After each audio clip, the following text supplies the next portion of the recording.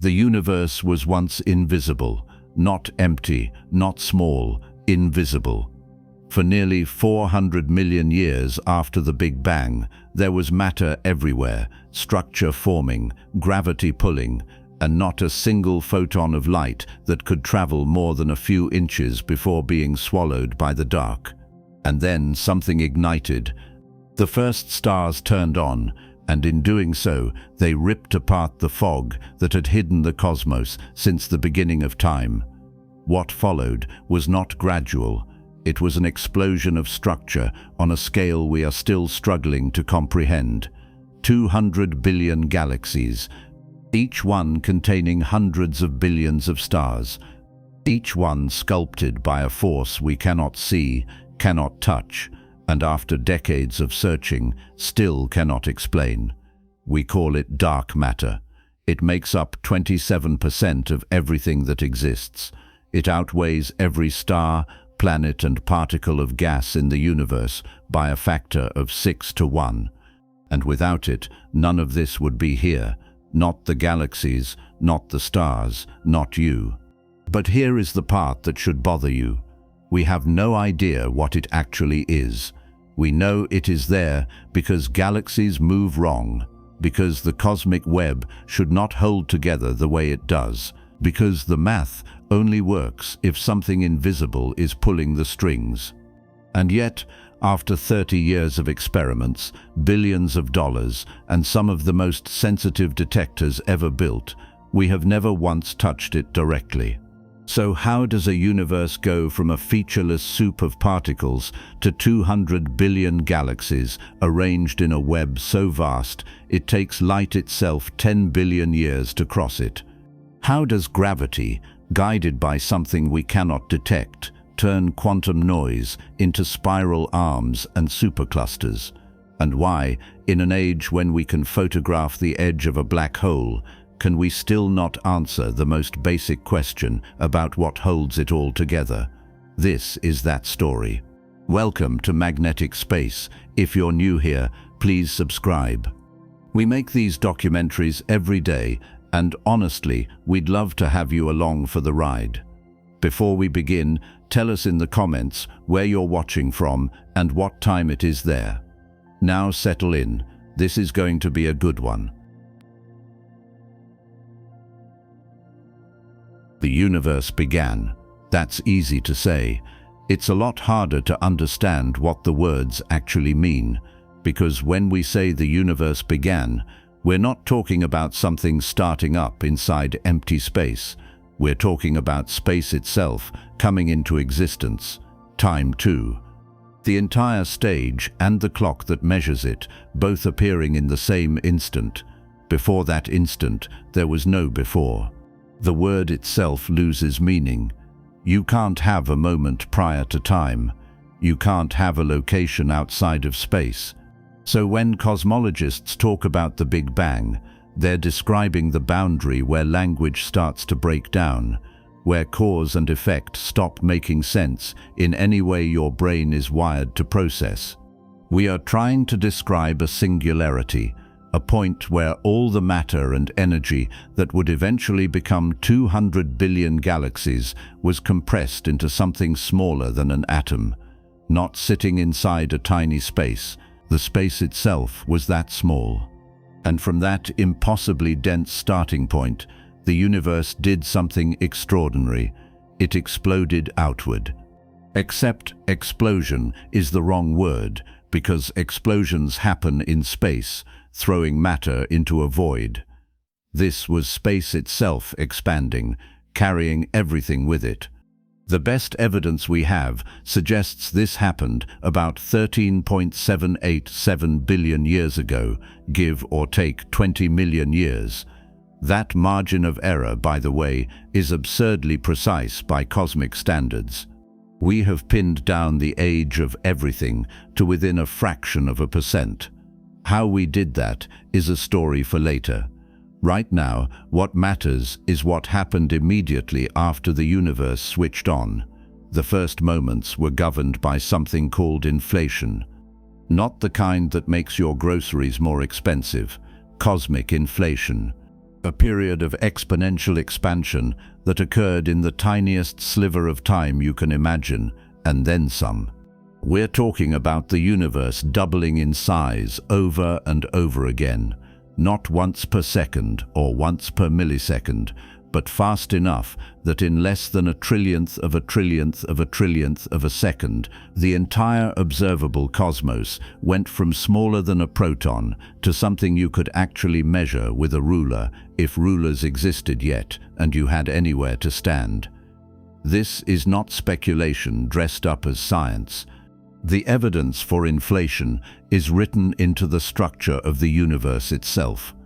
The cosmic microwave background, that faint glow of ancient light we'll get to in a moment, shows a pattern of hot and cold spots that can only be explained if the early universe went through this kind of runaway expansion. Without inflation, different regions of the sky would have had no way to smooth out their temperatures. They'd be too far apart, even at the speed of light, to have ever communicated. But they did smooth out, almost perfectly. The only way that works is if those regions were once close enough to reach equilibrium, then got stretched apart faster than light could travel between them. During inflation, the universe was impossibly hot. We're talking about temperatures around 1.8 million trillion degrees Fahrenheit at the very start. By the time inflation ended, a process that took roughly 100 millionths of a yoctosecond, the temperature had dropped to a comparatively cool 18 trillion degrees. A yoctosecond, for the record, is 1/septillionth of a second. The number is so small that writing it out in decimal form would require more zeros than there are stars in a typical galaxy. Human intuition was not built for this. Inflation ended in a process called reheating. The energy driving the expansion, whatever field or force was responsible, decayed into a hot, dense soup of particles. Quarks, gluons, electrons, photons, neutrinos, all the fundamental building blocks of matter and energy, suddenly filling space in a chaotic, roiling plasma. The universe at this point was not a place you could visit even in principle. There was no solid matter. There were no atoms. There wasn't even empty space in the way we think of it.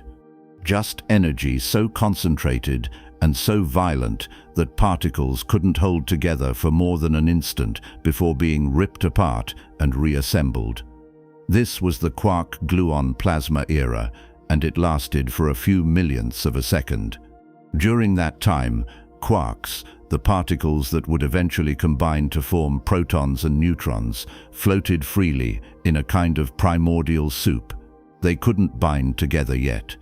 The temperature was too high.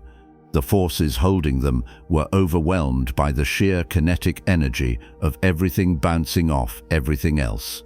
Then the universe expanded enough and cooled enough for something called quark confinement to kick in.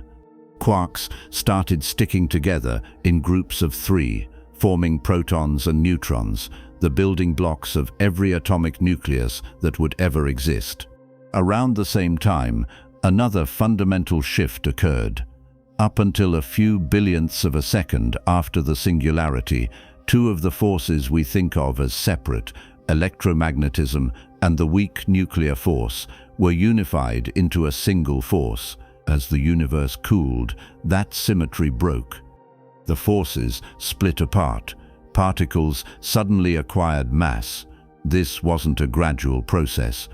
It was a phase transition, like water freezing into ice, except the thing freezing was the fabric of reality itself.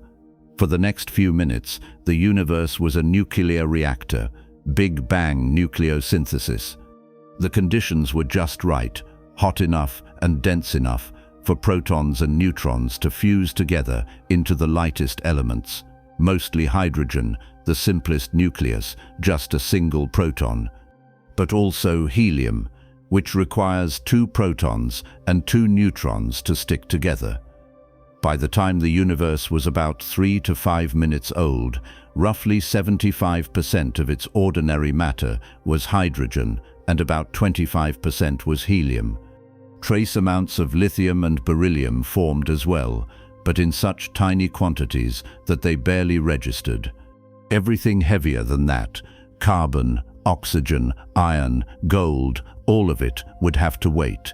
Those elements require the cores of stars and the violence of supernovae to forge, and stars don't exist yet. We're still only a few minutes in. What's remarkable about nucleosynthesis is how well the predictions match what we observe. When astronomers measure the abundance of hydrogen and helium in the oldest stars and gas clouds, the numbers line up almost perfectly with what the Big Bang model predicts, not approximately, precisely. It's one of the strongest pieces of evidence we have that this entire story, as strange as it sounds, actually happened. But the universe at this point was still opaque. Light couldn't travel. Every photon that tried to move forward immediately slammed into a free electron and scattered in a different direction. The entire cosmos was a glowing fog, a plasma so thick with charged particles that it trapped light the way a brick wall traps a flashlight beam. You couldn't see across the room, metaphorically speaking, because there was no room and no seeing. Just a white-hot haze in every direction, stretching to the edge of existence. This opacity lasted for a long time by the standards of the early universe, roughly 380,000 years. During that time, the universe kept expanding and cooling. The temperature dropped from trillions of degrees to thousands. The density thinned, and eventually something extraordinary happened. The universe cooled enough for electrons to settle into orbit around atomic nuclei. Hydrogen atoms formed, helium atoms formed. For the first time since the beginning, matter was electrically neutral. The fog lifted. Light, which had been trapped in an endless pinball game of scattering, was suddenly free to travel in straight lines across the cosmos. That moment, when the universe transitioned from opaque to transparent, is called recombination. It's a terrible name because it implies the electrons and nuclei were combined before, which they weren't. But the name stuck, and the light released at that moment is still traveling. Right now, tonight, as you sit wherever you are, the oldest photons in the universe are washing over you.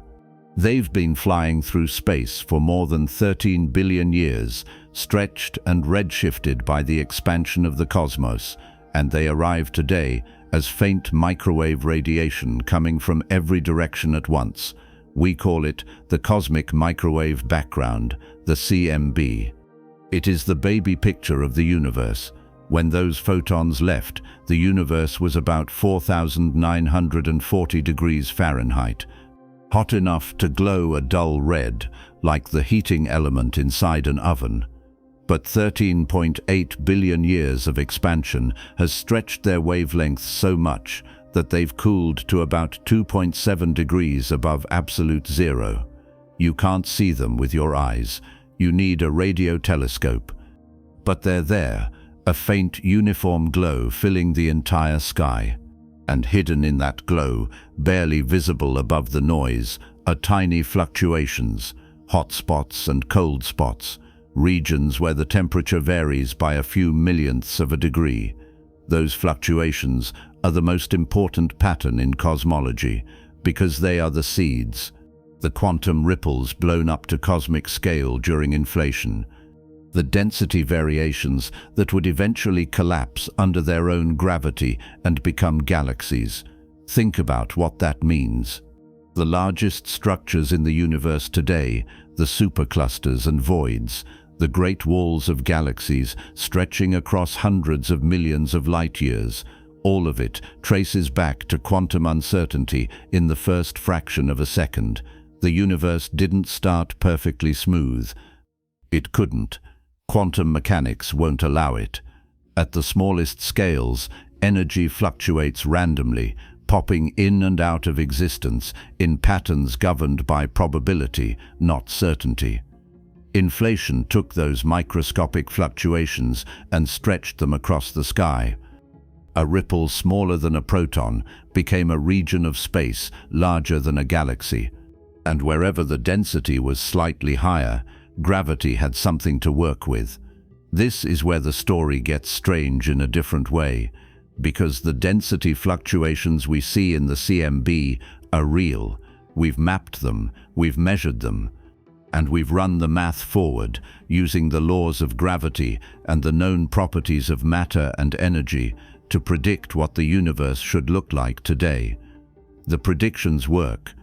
They match the distribution of galaxies we observe, but only if you include something that isn't in the CMB at all: dark matter.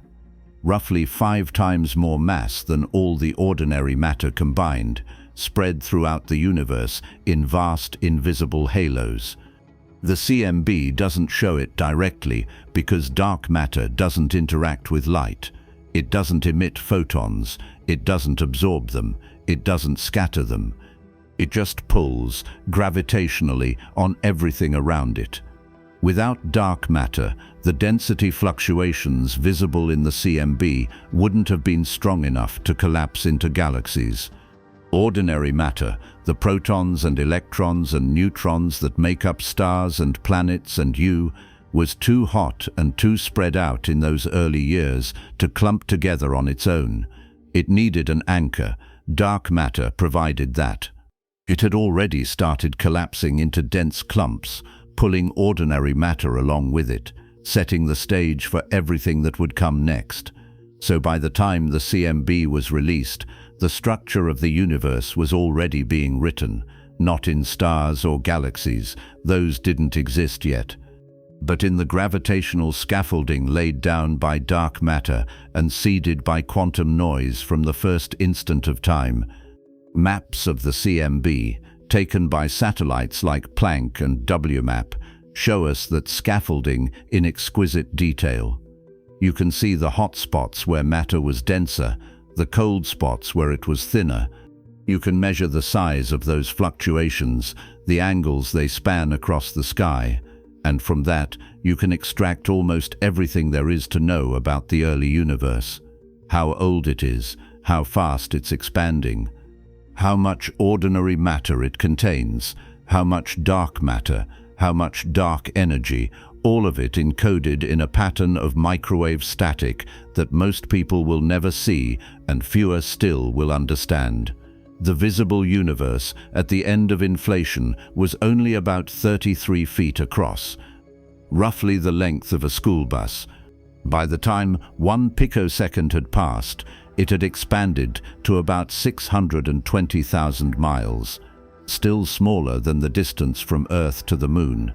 Today, the observable universe spans roughly 46 billion light-years in every direction from us, not 13.8 billion, 46.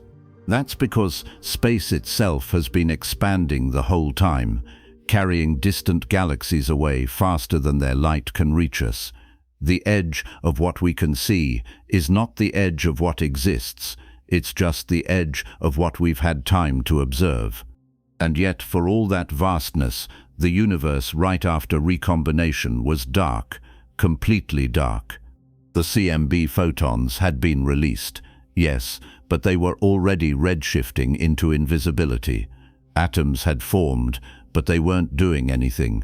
No nuclear fusion, no stars, no light sources of any kind except the fading glow of creation itself. The universe had gone from a blinding fog to a cold, transparent void in the span of a few 100,000 years.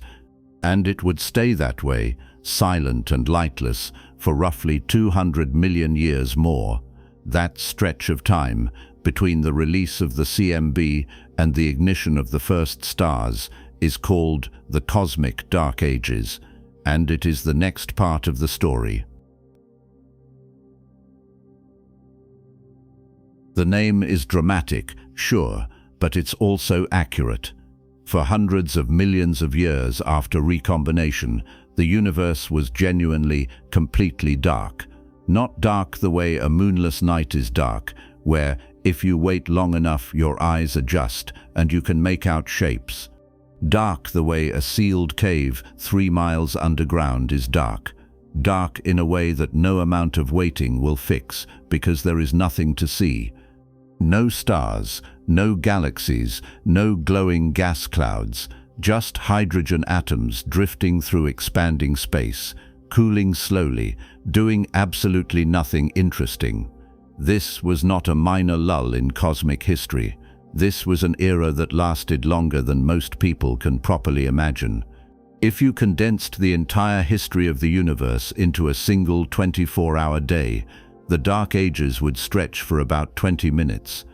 That doesn't sound like much until you remember that all of recorded human civilization, every empire that ever rose and fell, every war, every invention, every lifetime you've ever read about in a history book, all of it fits into the last 1/5 of a single second on that clock.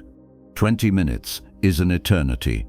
The universe at the start of the Dark Ages was roughly 380,000 years old.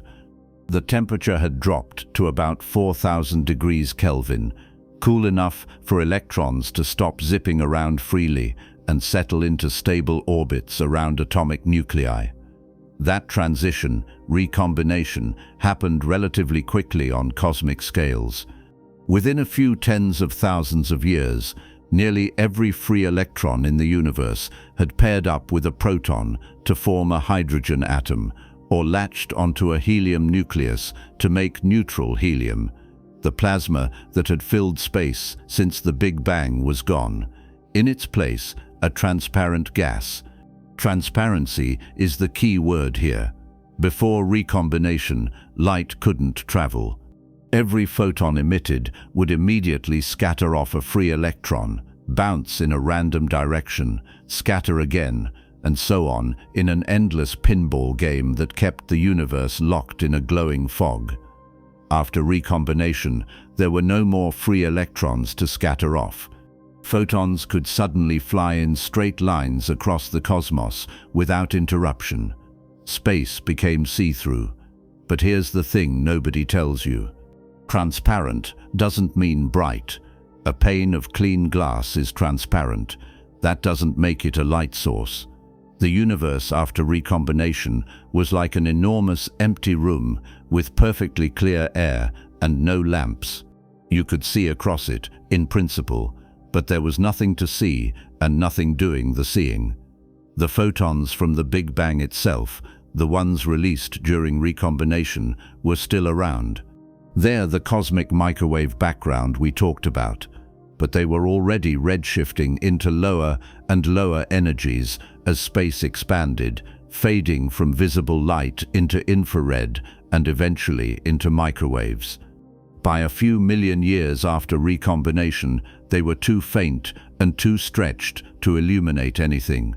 So the universe went dark, genuinely, profoundly dark, and it stayed that way for a long time. How long exactly is a matter of some debate, and that debate matters more than it might seem. For decades, the standard story went like this. The Dark Ages began at recombination, 380,000 years after the Big Bang. They lasted until the first stars ignited, which most models placed somewhere around 150 to 200 million years later. That's when reionization began, the process by which ultraviolet light from those first stars started ripping electrons back off hydrogen atoms and lighting the universe back up. The whole thing wrapped up, more or less, by about 1 billion years after the Big Bang. Clean timeline, neat bookends. Everyone moved on. Then the James Webb Space Telescope found galaxies that shouldn't exist. Massive, bright, fully formed galaxies sitting at redshifts corresponding to just 300 to 400 million years after the Big Bang. Not small proto-galaxies stumbling into existence, galaxies that looked like they'd been around for a while. If those observations hold up, and the follow-up work suggests they will, then the Dark Ages ended earlier than we thought, maybe a lot earlier. And that means something about the process of star formation, galaxy assembly, or both, happened faster and more violently than any model predicted. We'll get to that later. Right now, what matters is what the universe was actually doing during those dark years. Because even though nothing was glowing, a lot was happening. Gravity doesn't need light to work. At the moment of recombination, the universe was not perfectly uniform. It couldn't be. The quantum fluctuations from inflation, the tiny random variations in density that got stretched across the sky, were still there. Some regions had slightly more matter than average, some had slightly less. The differences were absurdly small, less than 1 part in 100,000, but they were real. And gravity, patient and relentless, began to act on them. Here's how it worked. Imagine a cloud of hydrogen gas drifting through space. It's not perfectly smooth.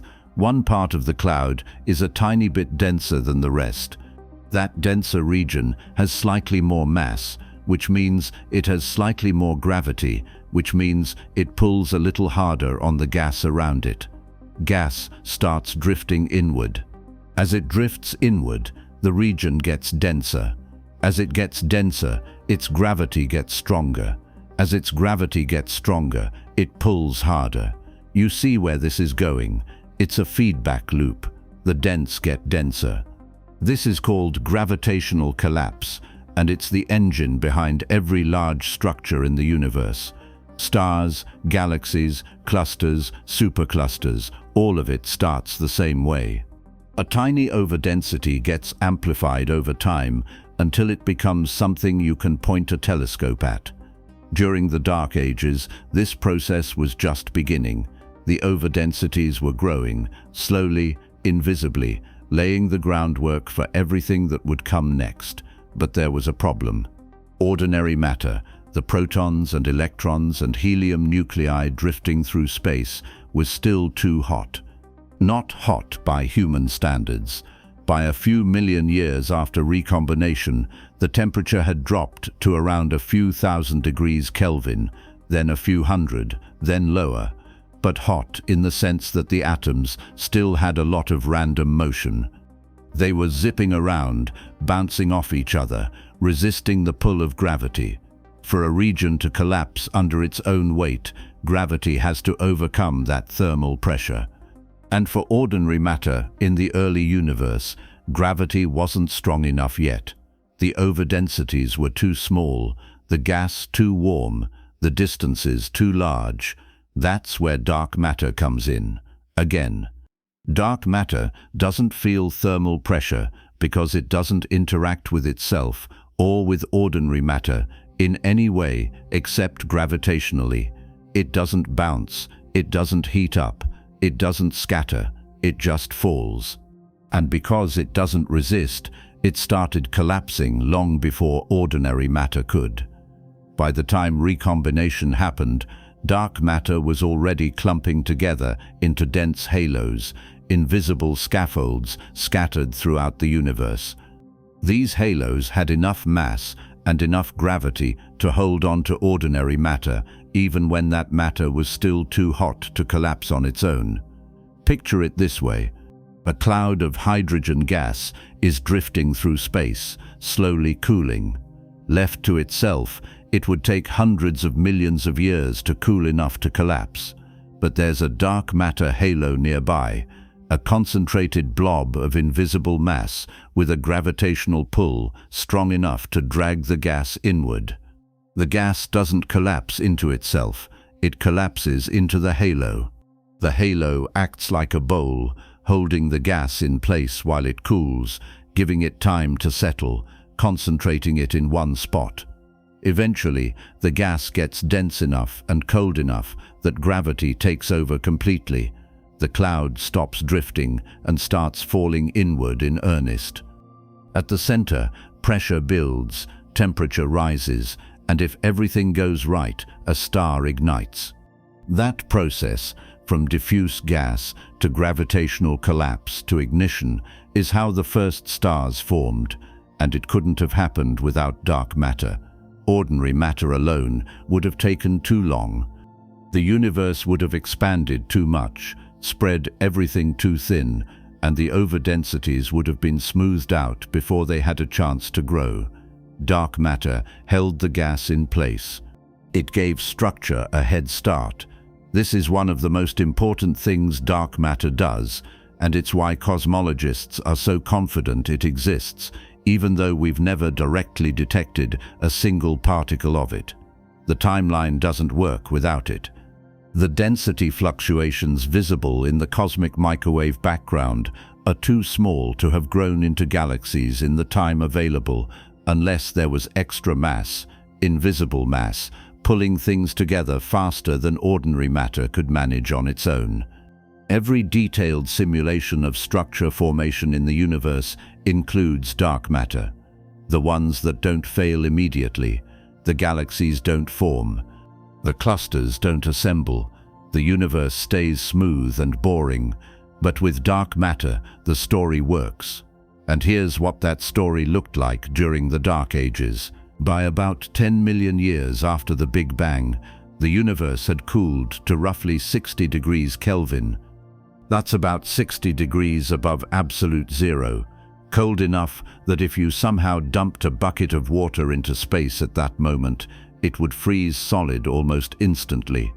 The hydrogen gas filling the universe was at that temperature, drifting in vast formless clouds, invisible, silent, doing nothing a human would recognize as interesting.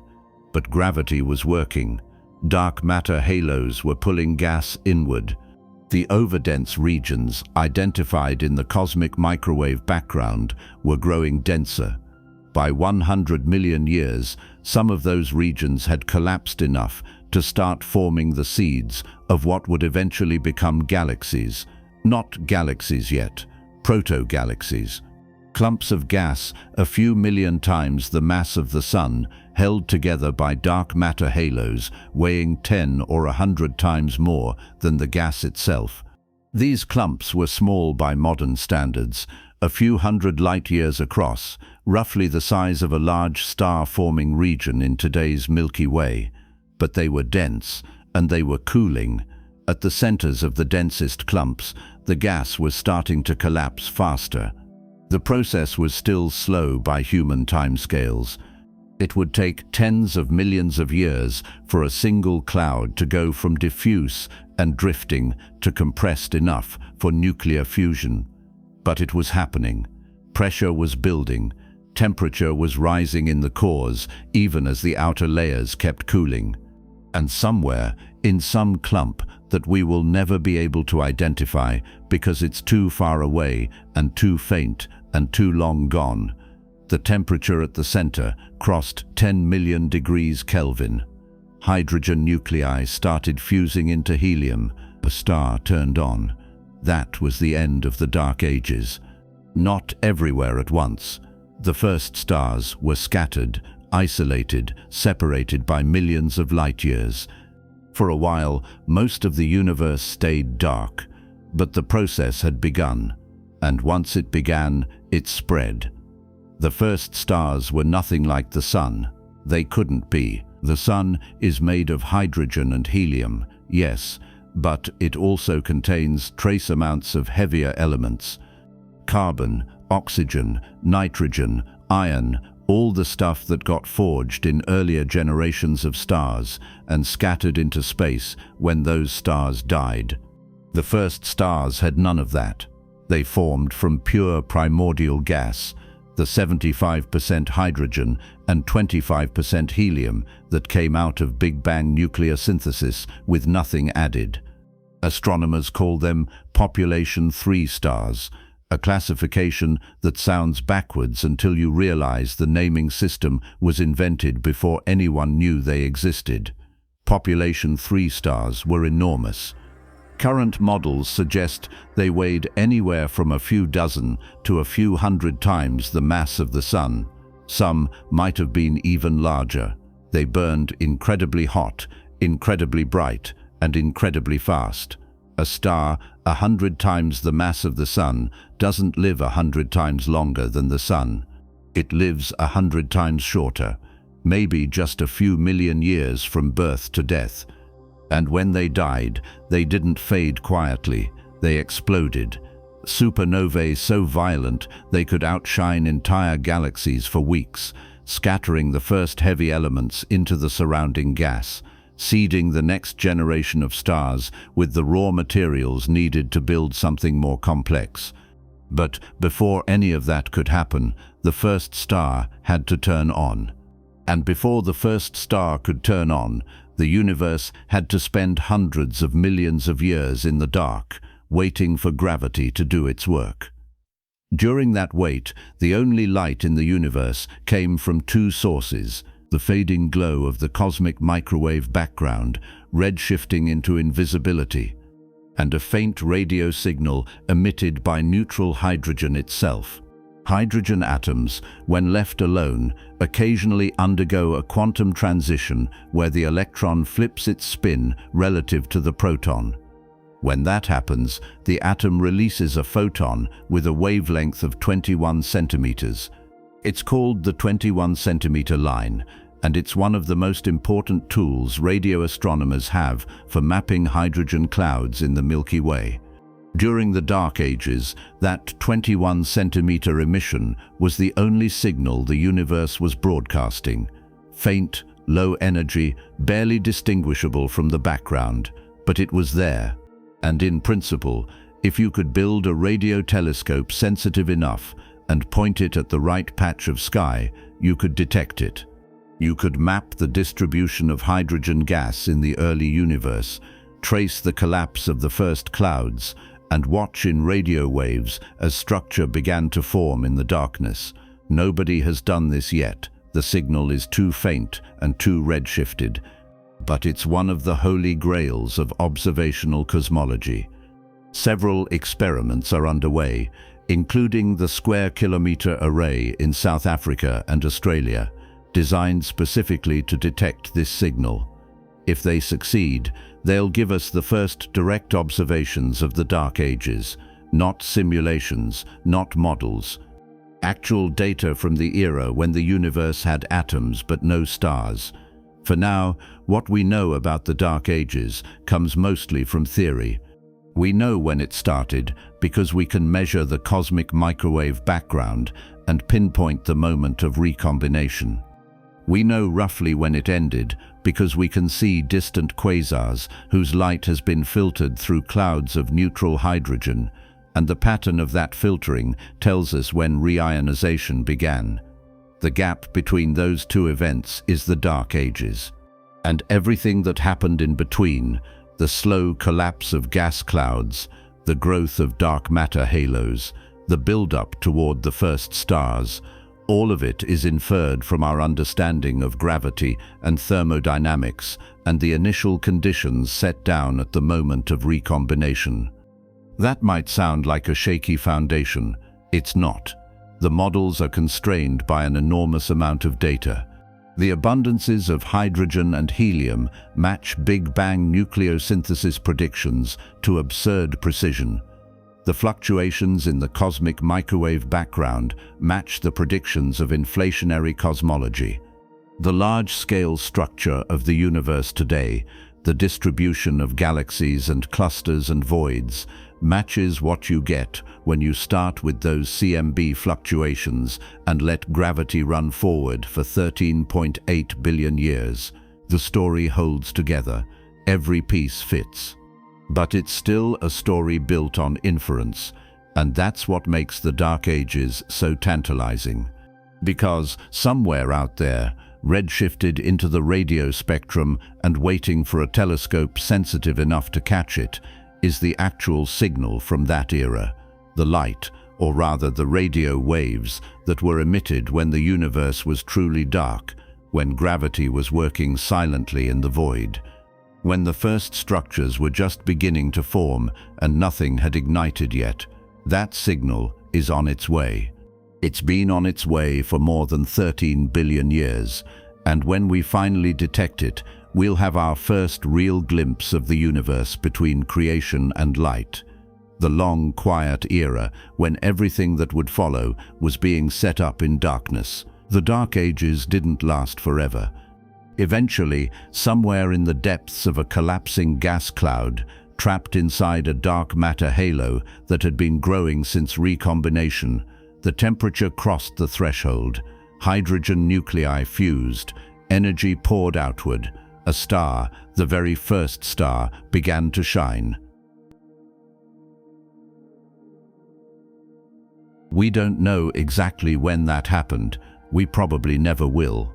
The first star is too far away, too faint, too long dead to ever observe directly.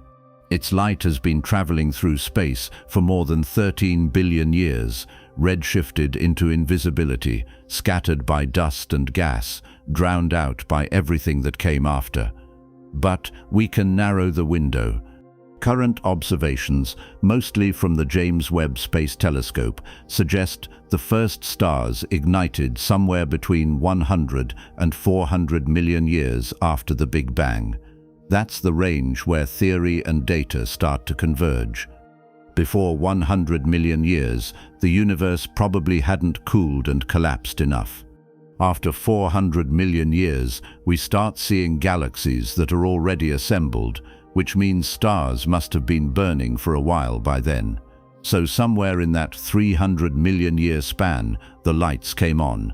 Not all at once, not everywhere. But in isolated pockets scattered across the expanding universe, the first clouds of primordial gas reached the densities and temperatures needed for nuclear fusion. And when they did, they didn't form stars like the sun. They formed monsters. Astronomers call them population 3 stars. The naming convention is backwards and confusing, a relic of how stellar classification evolved.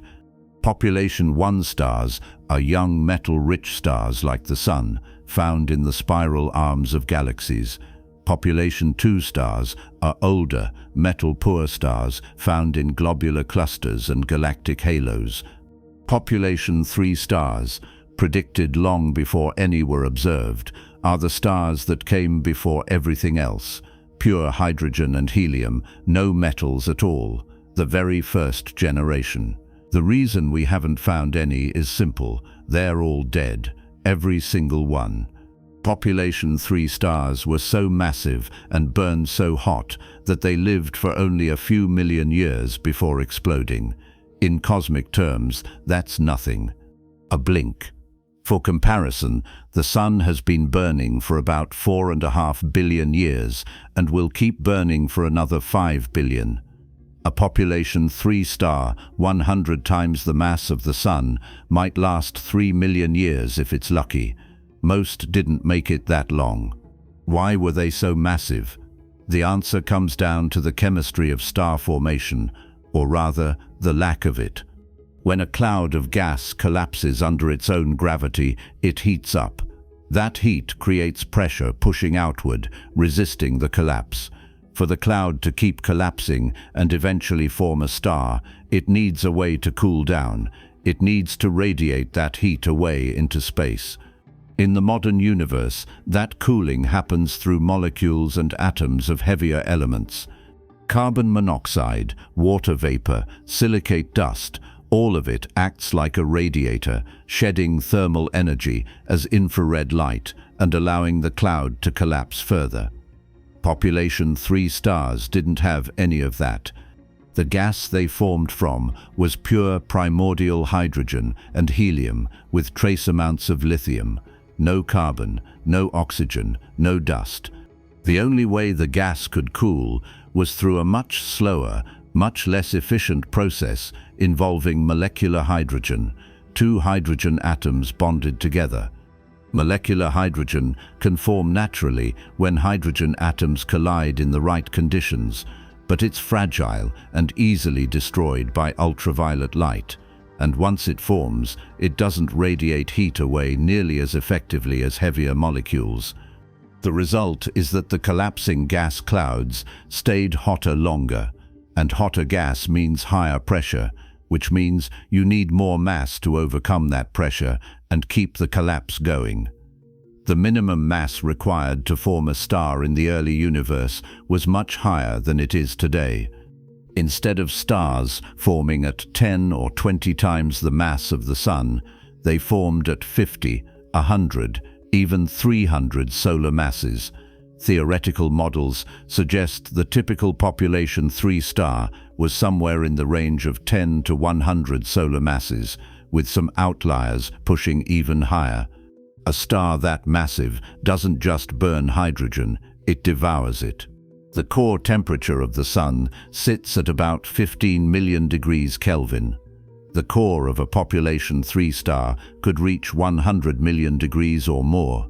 At those temperatures, fusion happens so fast and releases so much energy that the star glows with a luminosity millions of times greater than the Sun.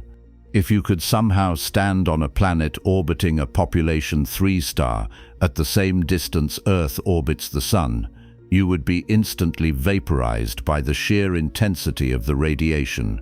There would be no habitable zone. There would be no planets at all, because the radiation pressure would blow away any dust or gas trying to coalesce into solid bodies. But the radiation didn't just destroy, it transformed. Because the light pouring out of these stars wasn't ordinary visible light, it was ultraviolet, lots of it. Intense, high-energy ultraviolet photons capable of doing something that visible light can't. Ionizing hydrogen. Here's what that means. A hydrogen atom is one proton with one electron orbiting it.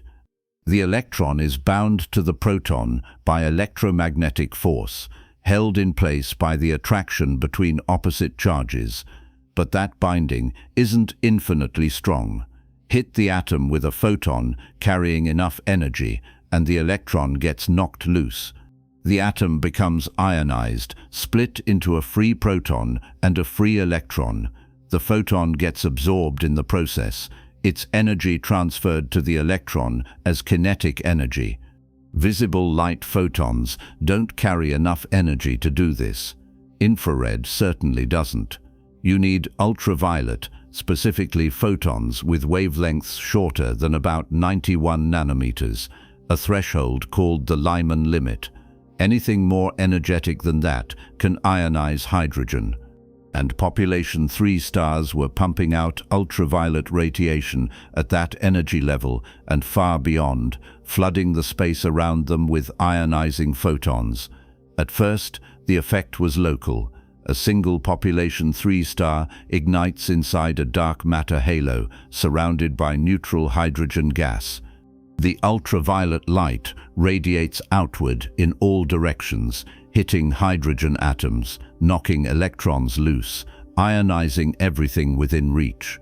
The gas around the star transitions from neutral to ionized, from transparent and dark to glowing plasma. The region doesn't stay dark anymore. It lights up, not with reflected light, but with its own emission as electrons recombine with protons and release photons in the process. This creates what's called an ionized bubble.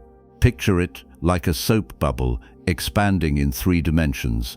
At the center, a star. Surrounding it, a growing sphere of ionized hydrogen.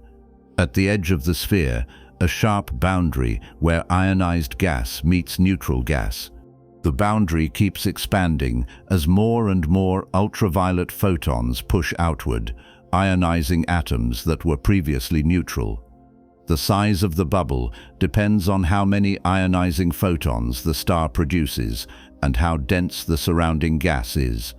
For a typical population 3 star, the bubble might grow to a few hundred or a few thousand light-years in radius over the course of 1,000,000 years. Then the star dies. And when a star that massive dies, it doesn't fade quietly, it goes supernova. A supernova is not just an explosion, it's the violent ejection of a star's outer layers at speeds of thousands of kilometers per second, driven by the collapse of the core and the rebound of infalling material. The energy released in a supernova can briefly outshine an entire galaxy. For a population 3 star, the supernova would have been even more extreme. Some models suggest they didn't just explode. They might have undergone something called a pair instability supernova, a runaway process where the core gets so hot that photons spontaneously turn into particle-antiparticle pairs, robbing the core of pressure support and triggering a collapse so catastrophic the entire star gets blown apart. No remnant, no neutron star, no black hole, just a shell of debris expanding into space at a significant fraction of the speed of light. That debris carried something the universe had never seen before: heavy elements, carbon, oxygen, magnesium, silicon, iron, all of it forged in the final moments of the star's life, synthesized in the intense heat of the supernova and scattered into the surrounding gas. For the first time, the universe contained atoms heavier than lithium. And when the next generation of stars formed from clouds enriched by that debris, they had access to those elements. They could cool more efficiently. They could form at lower masses. They were no longer limited to the pure primordial composition. But we're getting ahead of ourselves. Because before any of that mattered, the ionized bubbles kept growing. More population 3 stars ignited in nearby dark matter halos. Each one carved out its own bubble. At first, the bubbles were isolated, separated by vast stretches of neutral hydrogen. But as more stars formed, the bubbles began to overlap. 2 bubbles meet, merge, and suddenly you have one larger ionized region. 3 bubbles, 4, dozens, all bleeding into each other, creating an expanding network of ionized gas threading through the neutral hydrogen like veins. This process is called reionization. The name is slightly misleading because it implies the universe was ionized before, which it was, back when it was a hot plasma in the first few 100,000 years. But after recombination, the universe became neutral. Reionization is when it transitions back to ionized, not because it's heating up again, but because stars are producing enough ultraviolet light to strip the electrons back off. The epoch of reionization is the period during which this transition happened. It wasn't quick, it wasn't uniform. It was patchy, messy, and it took hundreds of millions of years to complete. Current observations suggest reionization began at least 330 million years after the Big Bang and didn't finish until roughly 1.1 billion years. That's a span of 700 million years, during which the universe slowly transitioned from mostly neutral to mostly ionized. The evidence for this comes from several sources, and all of them are indirect because we can't see the epoch of reionization directly. The stars responsible are too faint and too far away, but we can see their effects. The first line of evidence comes from quasars. These are extraordinarily bright objects powered by supermassive black holes at the centers of distant galaxies, and their light has been traveling toward us for billions of years. When astronomers observe quasars at very high redshifts, meaning they're looking at light emitted when the universe was young, they can analyze the spectrum of that light to see what happened to it along the way. Specifically, they look for absorption lines, dark gaps in the spectrum where certain wavelengths have been removed. Neutral hydrogen absorbs light at a very specific wavelength, 121.6 nanometers, corresponding to the energy needed to bump an electron from the ground state to the first excited state. If light from a distant quasar passes through a cloud of neutral hydrogen, that wavelength gets absorbed, leaving a dark line in the spectrum. The more neutral hydrogen the light passes through, the stronger the absorption.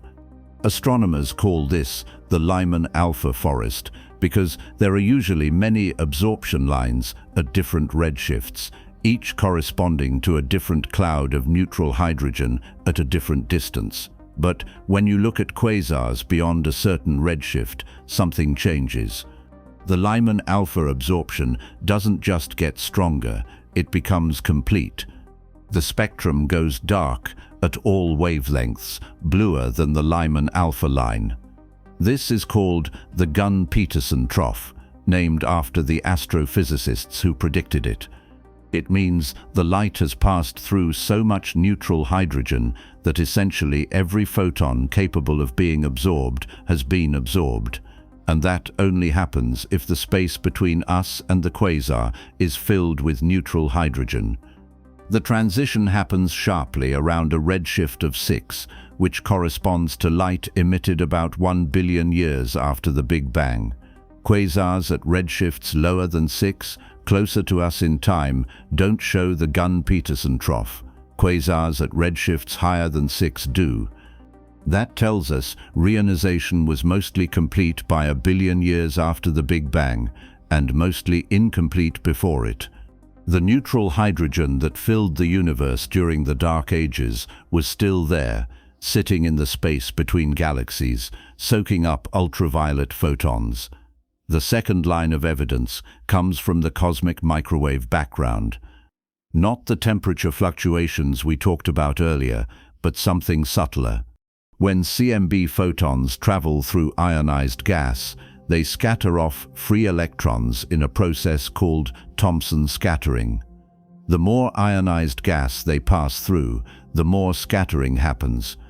By measuring the polarization of the CMB, which gets imprinted by this scattering, astronomers can estimate the total optical depth to reionization.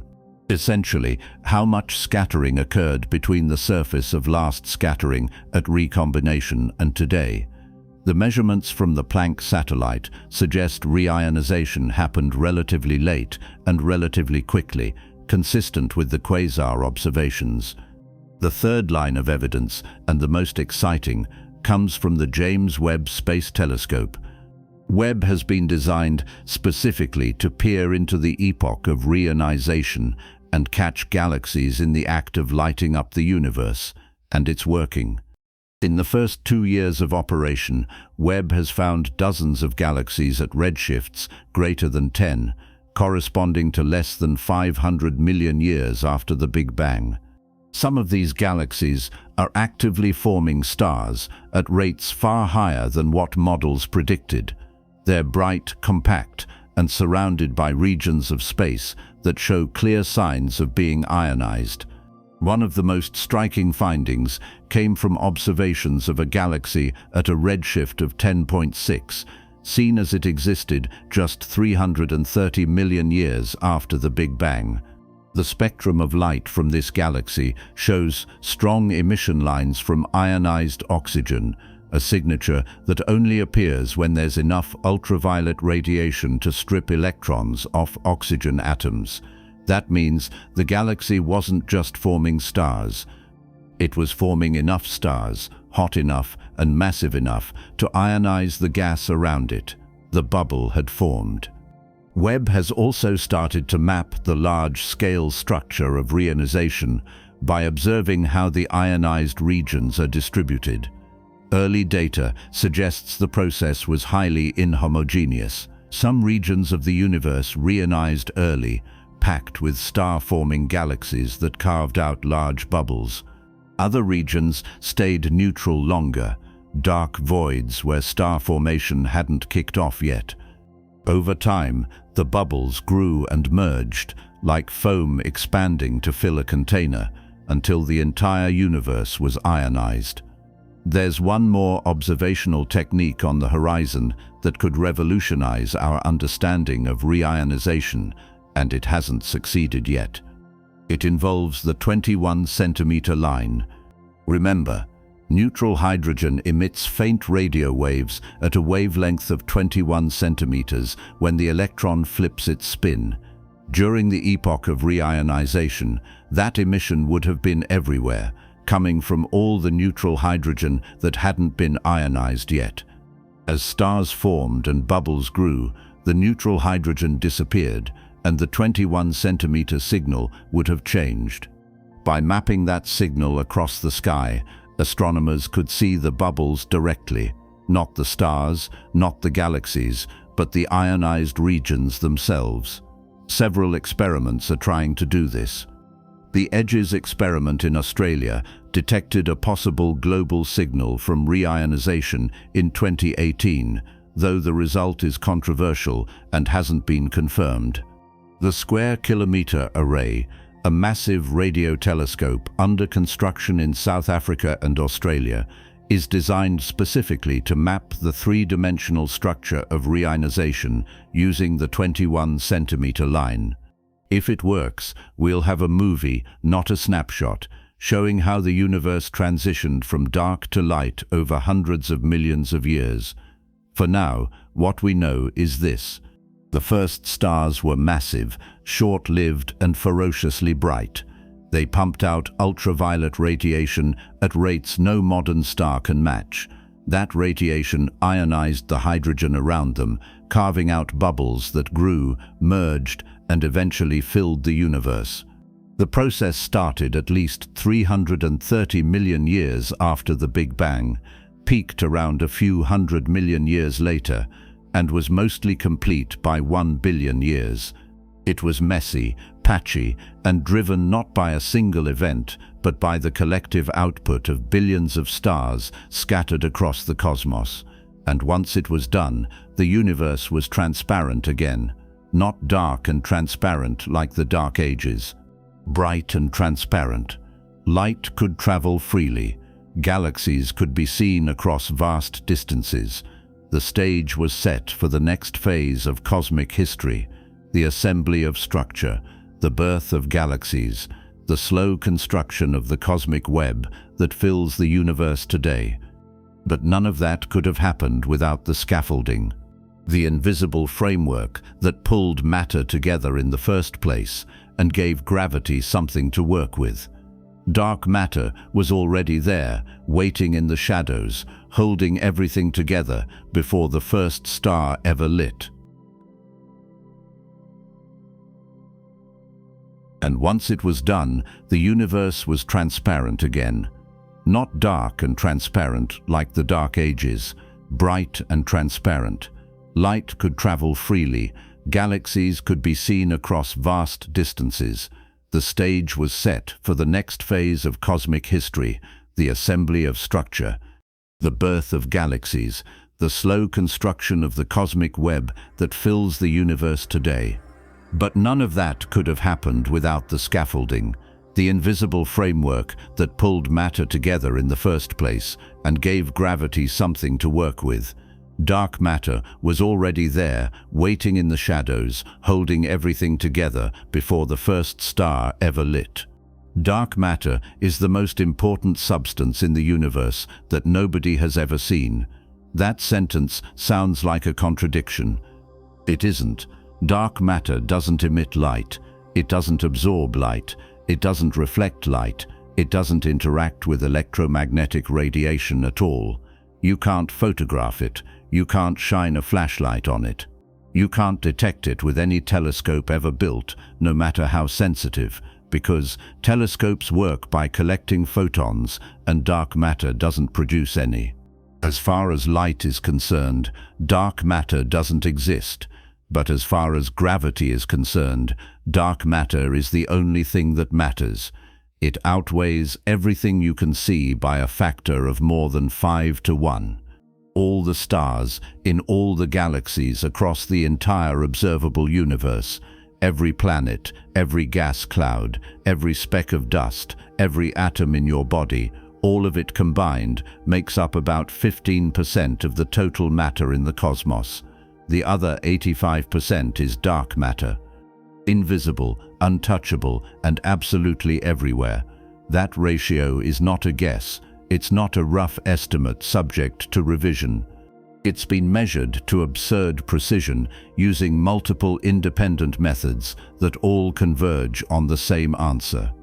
Observations of the cosmic microwave background, gravitational lensing around galaxy clusters, the rotation speeds of spiral galaxies, the large-scale distribution of galaxies across billions of light-years, all of it points to the same conclusion. There is vastly more mass in the universe than we can see, and whatever that mass is made of, it's not on the periodic table. The first person to notice something was off was a Swiss astronomer named Fritz Zwicky, working at Caltech in the early 1930s. Zwicky had a reputation. He was brilliant, abrasive, and utterly convinced that most of his colleagues were what he politely called spherical bastards.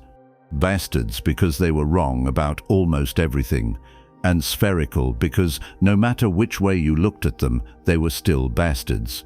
The man did not do diplomacy. In 1933, Zwicky was studying the Coma cluster, a massive collection of over 1,000 galaxies located about 300 million light-years from Earth. He measured how fast individual galaxies were moving within the cluster by analyzing the Doppler shift of their light. Galaxies moving toward us show light shifted toward the blue end of the spectrum. Galaxies moving away show light shifted toward red. The size of the shift tells you the speed. Zwicky found that galaxies in the Coma cluster were moving at hundreds of kilometers per second relative to the cluster's center, far faster than they should have been. Here's the problem. A galaxy cluster is held together by gravity. The galaxies are all orbiting around a common center of mass, like bees swarming around a hive. If the galaxies are moving too fast, gravity won't be strong enough to hold them. They'll fly apart. The cluster will disintegrate. For the Coma cluster to be stable, which it clearly was because it still existed, there had to be enough mass to generate enough gravity to hold those fast-moving galaxies in place. Zwicky calculated how much mass that required. Then he added up all the visible mass in the cluster, every star in every galaxy. The numbers didn't match, not even close.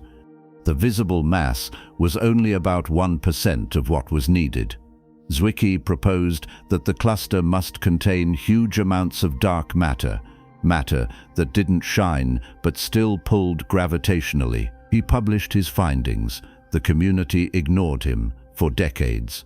The second major piece of evidence came in the 1970s from an American astronomer named Vera Rubin.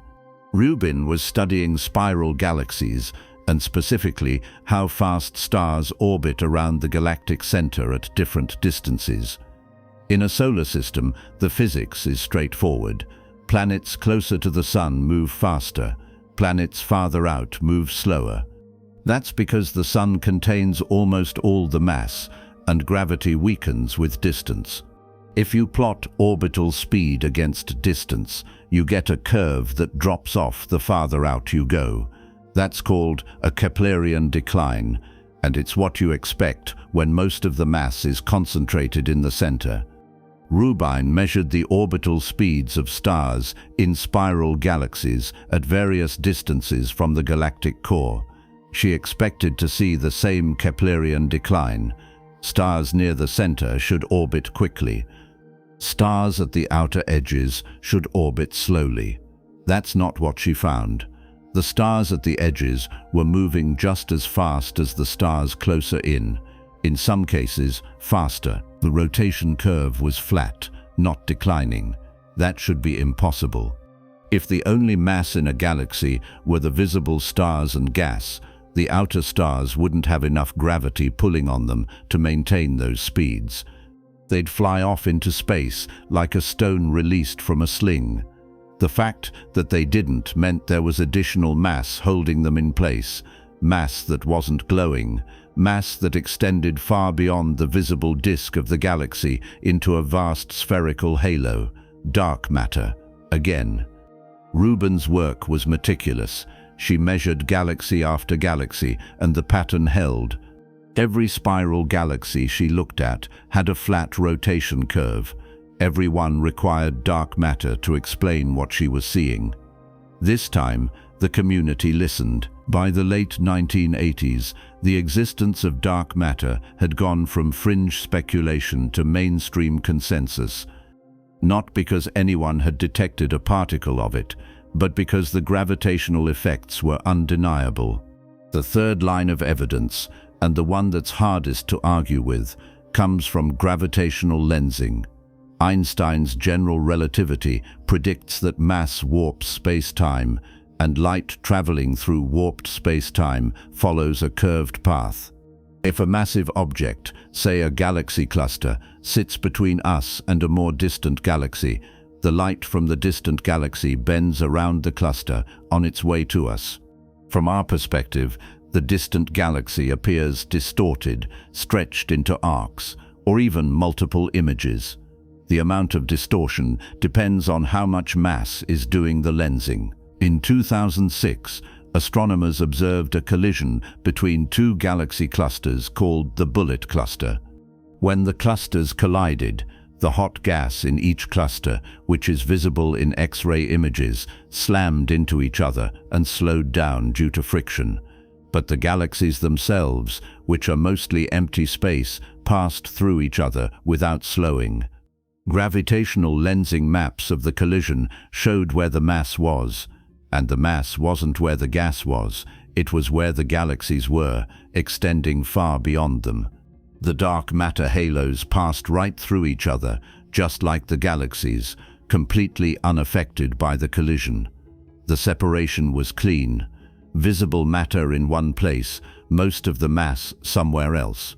Dark matter. That observation is about as close to a smoking gun as astrophysics gets. If dark matter didn't exist, if the lensing were somehow being caused by the visible matter alone, the mass would have been concentrated where the gas was. It wasn't. The Bullet Cluster showed directly that there is mass we can't see, and it behaves exactly the way dark matter is supposed to behave. It interacts only through gravity, doesn't collide with itself or with ordinary matter, and vastly outweighs everything else. So what is it? Nobody knows. That's not an exaggeration or a gap we're about to fill. After more than 90 years of evidence and decades of intensive searching, we still have no idea what dark matter is made of. It's not ordinary atoms. It's not protons, neutrons, or electrons. Those are baryonic matter, and we can account for all the baryonic matter in the universe through other observations. Dark matter is something else, something non-baryonic. A particle or class of particles that doesn't exist anywhere in the standard model of particle physics. The leading candidate for decades has been something called a WIMP, which stands for Weakly Interacting Massive Particle. The idea is that dark matter is made of particles that have mass, so they interact gravitationally, but interact only very weakly, if at all, with the other fundamental forces.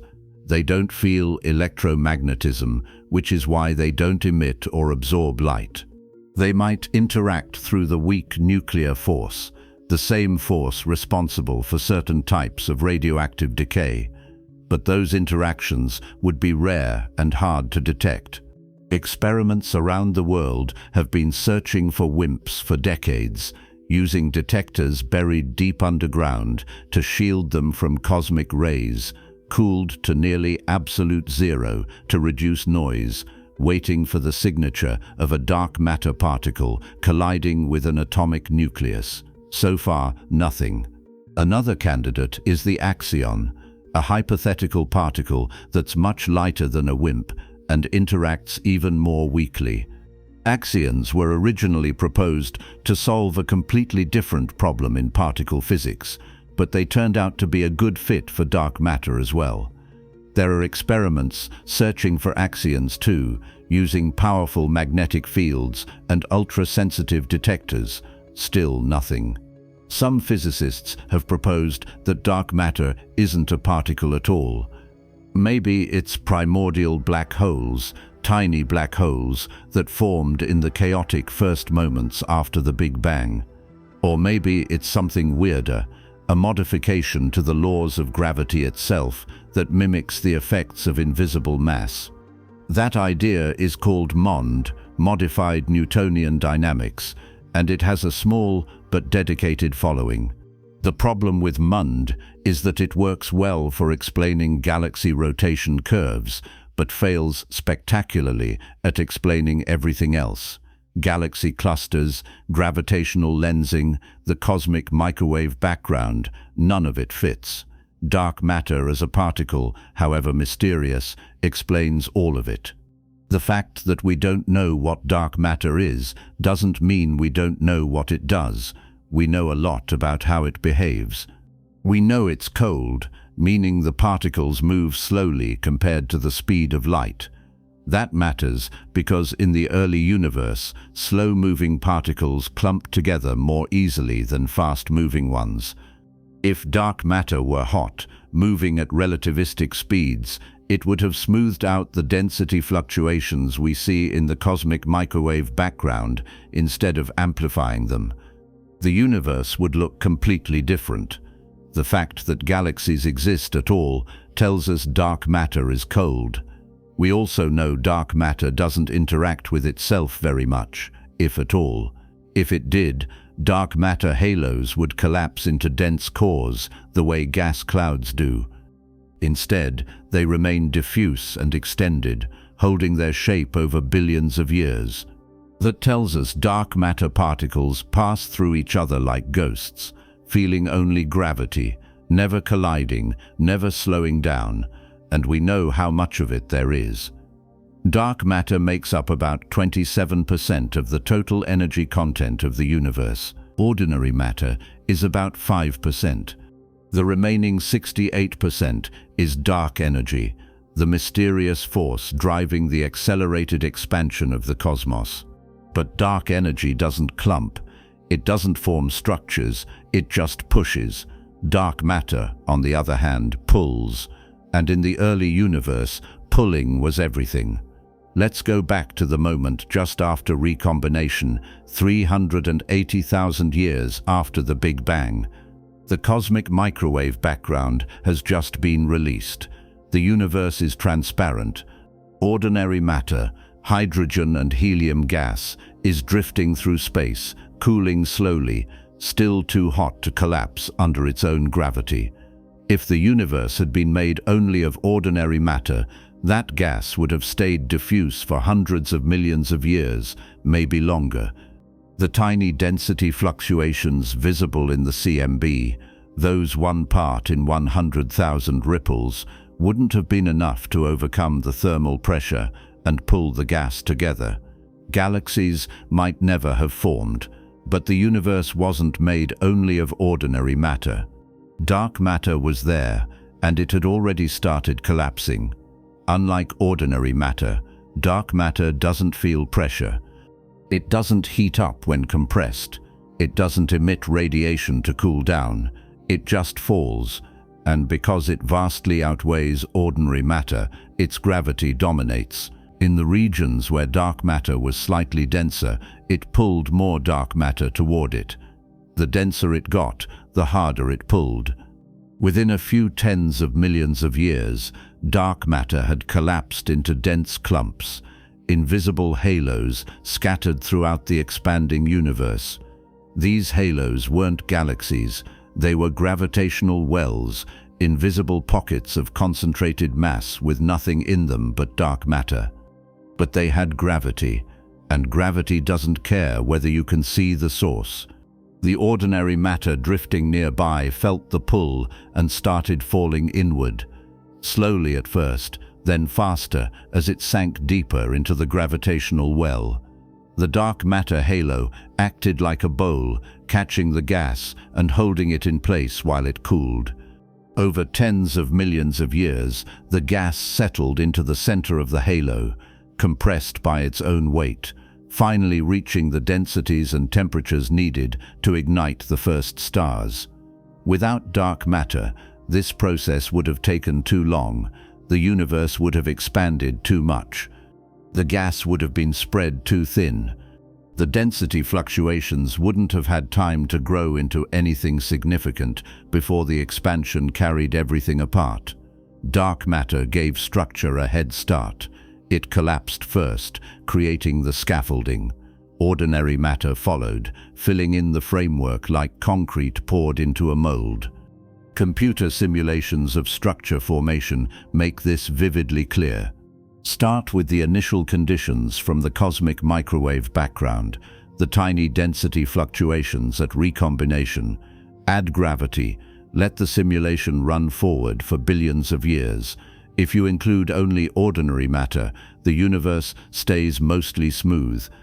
A few small clumps form here and there, but nothing resembling the galaxies and clusters we see today. Now add dark matter. 5 times as much mass as ordinary matter, cold and collisionless. Run the simulation again. This time, the universe explodes with structure. Dark matter collapses into halos. Small halos merge into larger halos. The halos arrange themselves into filaments and sheets, a vast cosmic web stretching across hundreds of millions of light years. Ordinary matter falls into the halos, forming galaxies at the intersections of the filaments.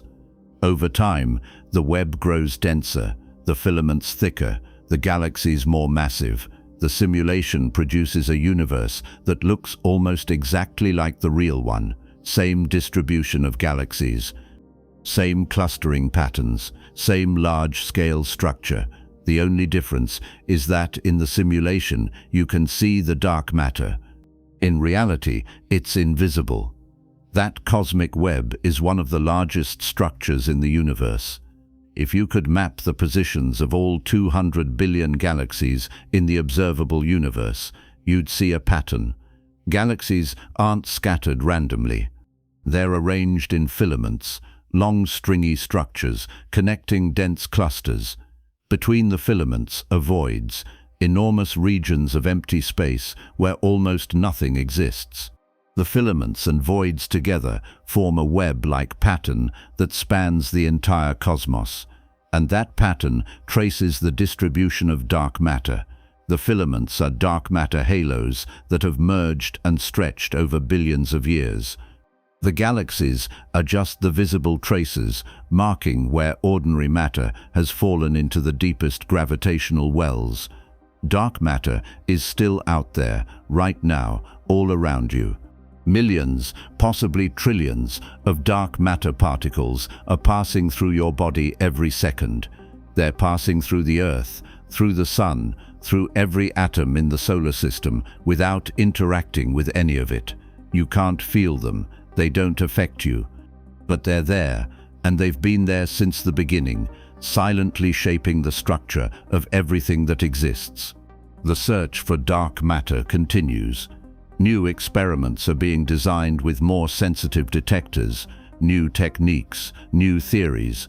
Some physicists think we'll find it in the next decade. Others think it might take another century, or that we might never find it at all. That dark matter is fundamentally undetectable except through gravity. Either way, the evidence for its existence is overwhelming. Dark matter is real. It's not a placeholder for something we don't understand. It's a thing, a substance, with measurable effects on the universe at every scale.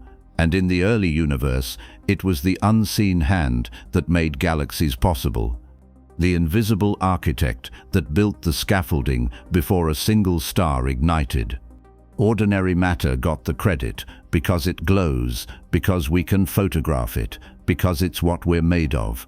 But dark matter did the heavy lifting, literally. It pulled the universe together when ordinary matter was still too hot and too scattered to do anything on its own. By the time the first stars began to shine, the framework was already in place. Dark matter halos dotted the cosmos, each one a gravitational well waiting to be filled. Ordinary matter was falling inward, cooling, compressing, preparing to ignite. The Dark Ages were ending, not because the universe had suddenly decided to form stars, but because dark matter had spent hundreds of millions of years quietly, invisibly setting the stage. The scaffolding was up, the foundation was solid. Now the construction could begin, and begin it did. But not in the way you might expect. The first galaxies weren't grand spiral disks like the Milky Way or massive elliptical giants like the ones we see dominating today's universe. They were small, chaotic, violent, barely held together clumps of gas and stars that formed, merged, exploded, and reformed in a continuous cycle of destruction and rebirth. They were nurseries in the most literal sense, places where the building blocks of everything larger were being assembled through trial and error, with no blueprint and no guarantee of success. These earliest structures formed inside what astronomers call mini-halos. The name is almost comically misleading because there's nothing mini about the scale we're talking about. A dark matter mini-halo in the early universe had a mass of roughly 1 million times the mass of the Sun. That's enormous by human standards. It's not enormous by galactic standards. The Milky Way's dark matter halo weighs about 1 trillion solar masses. A mini-halo is 1/1,000,000th of that. A rounding error in the cosmic budget. And yet these tiny halos were the seed beds for everything that came after. The mini-halos started forming early, very early, at redshifts between 30 and 70, which translates to roughly 30 to 100 million years after the Big Bang. That's during the tail end of the Dark Ages, long before the first stars had ignited. Dark matter, which doesn't care about temperature or pressure, was already collapsing into these small dense clumps scattered throughout space. Each mini-halo was a pocket of concentrated mass, invisible and silent, waiting for ordinary matter to fall in. Ordinary matter obliged. Hydrogen and helium gas, still warm from the afterglow of recombination but cooling steadily as the universe expanded, drifted into the gravitational wells carved out by the mini-halos. At first, nothing dramatic happened. The gas was too hot. Gravity pulled it inward, but the thermal pressure of the atoms bouncing around pushed back. For a cloud of gas to collapse and form stars, it needs to shed that heat. It needs to cool down, and cooling requires a radiator, a way for thermal energy to escape into space as light. In the modern universe, that cooling happens through molecules. Carbon monoxide, water vapor, dust grains, all of it radiates heat away as infrared photons, allowing gas clouds to collapse efficiently. The first mini-halos had none of that. No carbon, no oxygen, no dust, just hydrogen and helium, the only elements that existed at the time. Helium doesn't form molecules under these conditions. It's chemically inert, useless as a coolant. Hydrogen atoms alone don't radiate very efficiently either. The only molecule available was molecular hydrogen. 2 hydrogen atoms bonded together, H2. Molecular hydrogen can form when 2 hydrogen atoms collide in the presence of a third particle, or a surface that can absorb the excess energy. In the dense cores of the mini-halos, collisions were common enough that H2 started forming naturally. And H2, unlike atomic hydrogen, has rotational and vibrational energy levels that allow it to radiate infrared light when it transitions between states. It's not a great coolant. It's slow and inefficient compared to heavier molecules, but it's something. And in the early universe, something was enough. As the gas cooled, it sank deeper into the mini-halo. The denser it got, the more H2 formed. The more H2 formed, the faster it cooled. Feedback loop. The process was slow by human standards, taking tens of millions of years, but it was steady. Eventually, the core of the gas cloud reached temperatures low enough and densities high enough for gravitational collapse to win. The cloud stopped drifting and started falling inward in earnest. Pressure built at the center, temperature rose, and somewhere in the heart of that collapsing cloud, the first stars ignited. These stars were massive.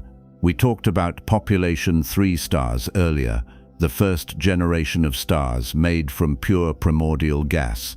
They were giants, tens or hundreds of times the mass of the Sun, burning hot and fast, and dying violently in supernova explosions after only a few million years. But before we get to the explosions, we need to understand what happened when they turned on. Because the moment a massive star ignites inside a mini-halo, everything changes. A population 3 star doesn't just shine, it blasts. The surface temperature of these stars could reach 100,000 degrees Kelvin or more, far hotter than the Sun's 6,000 degrees. At those temperatures, the star pumps out enormous amounts of ultraviolet radiation, ionizing the hydrogen gas around it and blowing it outward with radiation pressure. The gas doesn't just sit there glowing, it gets ejected. Stellar winds, driven by the intense radiation, push gas out of the mini-halo at speeds of hundreds of kilometers per second. In the span of a few 100,000 years, a single massive star could clear out a significant fraction of the gas that took millions of years to accumulate. This is called feedback, and it's one of the most important processes in galaxy formation. Without feedback, gas would collapse into stars too efficiently. Every available atom would turn into a star, and galaxies would be far more massive and far brighter than they actually are. Feedback regulates star formation by ejecting gas, heating it, and preventing it from collapsing further. In the early universe, feedback was extreme. The first stars were so massive and so luminous that they could blow apart the very mini-halos that birthed them. Then they exploded. A population 3 star with a mass of 100 solar masses doesn't fade quietly. It goes supernova. And not just any supernova. Some models suggest these stars underwent pair instability supernovae, a runaway process where the core gets so hot that photons spontaneously convert into particle-antiparticle pairs that robs the core of pressure support, triggering a collapse so violent that the entire star explodes. No remnant, no neutron star or black hole left behind. Just an expanding shell of debris moving at thousands of kilometers per second. That debris carried something the universe desperately needed: heavy elements, carbon, oxygen, nitrogen, silicon, magnesium, iron. All of it forged in the final moments of the star's life and scattered into space. For the first time, the intergalactic medium contained atoms heavier than lithium. And when the next generation of gas clouds collapsed to form stars, they weren't pure primordial anymore. They were enriched, polluted, if you want to be technical about it. And that pollution changed everything. Gas enriched with heavy elements cools far more efficiently than pure hydrogen and helium. Carbon and oxygen form molecules that radiate infrared light like crazy. A gas cloud that would have taken tens of millions of years to cool with only H2 cooling can collapse in a fraction of that time if it has even a tiny amount of carbon or oxygen mixed in. The second generation of stars could form faster, at lower masses and in greater numbers than the first generation. The mini-halos that had been cleared out by the first supernova could refill with gas, now enriched, and start the process over again. But the mini-halos weren't alone anymore. As the universe continued to expand and dark matter continued to collapse, the mini-halos started merging.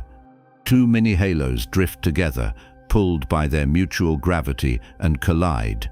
The dark matter passes through, as it always does, blending into a single larger halo. The gas, however, doesn't pass through. Gas has pressure.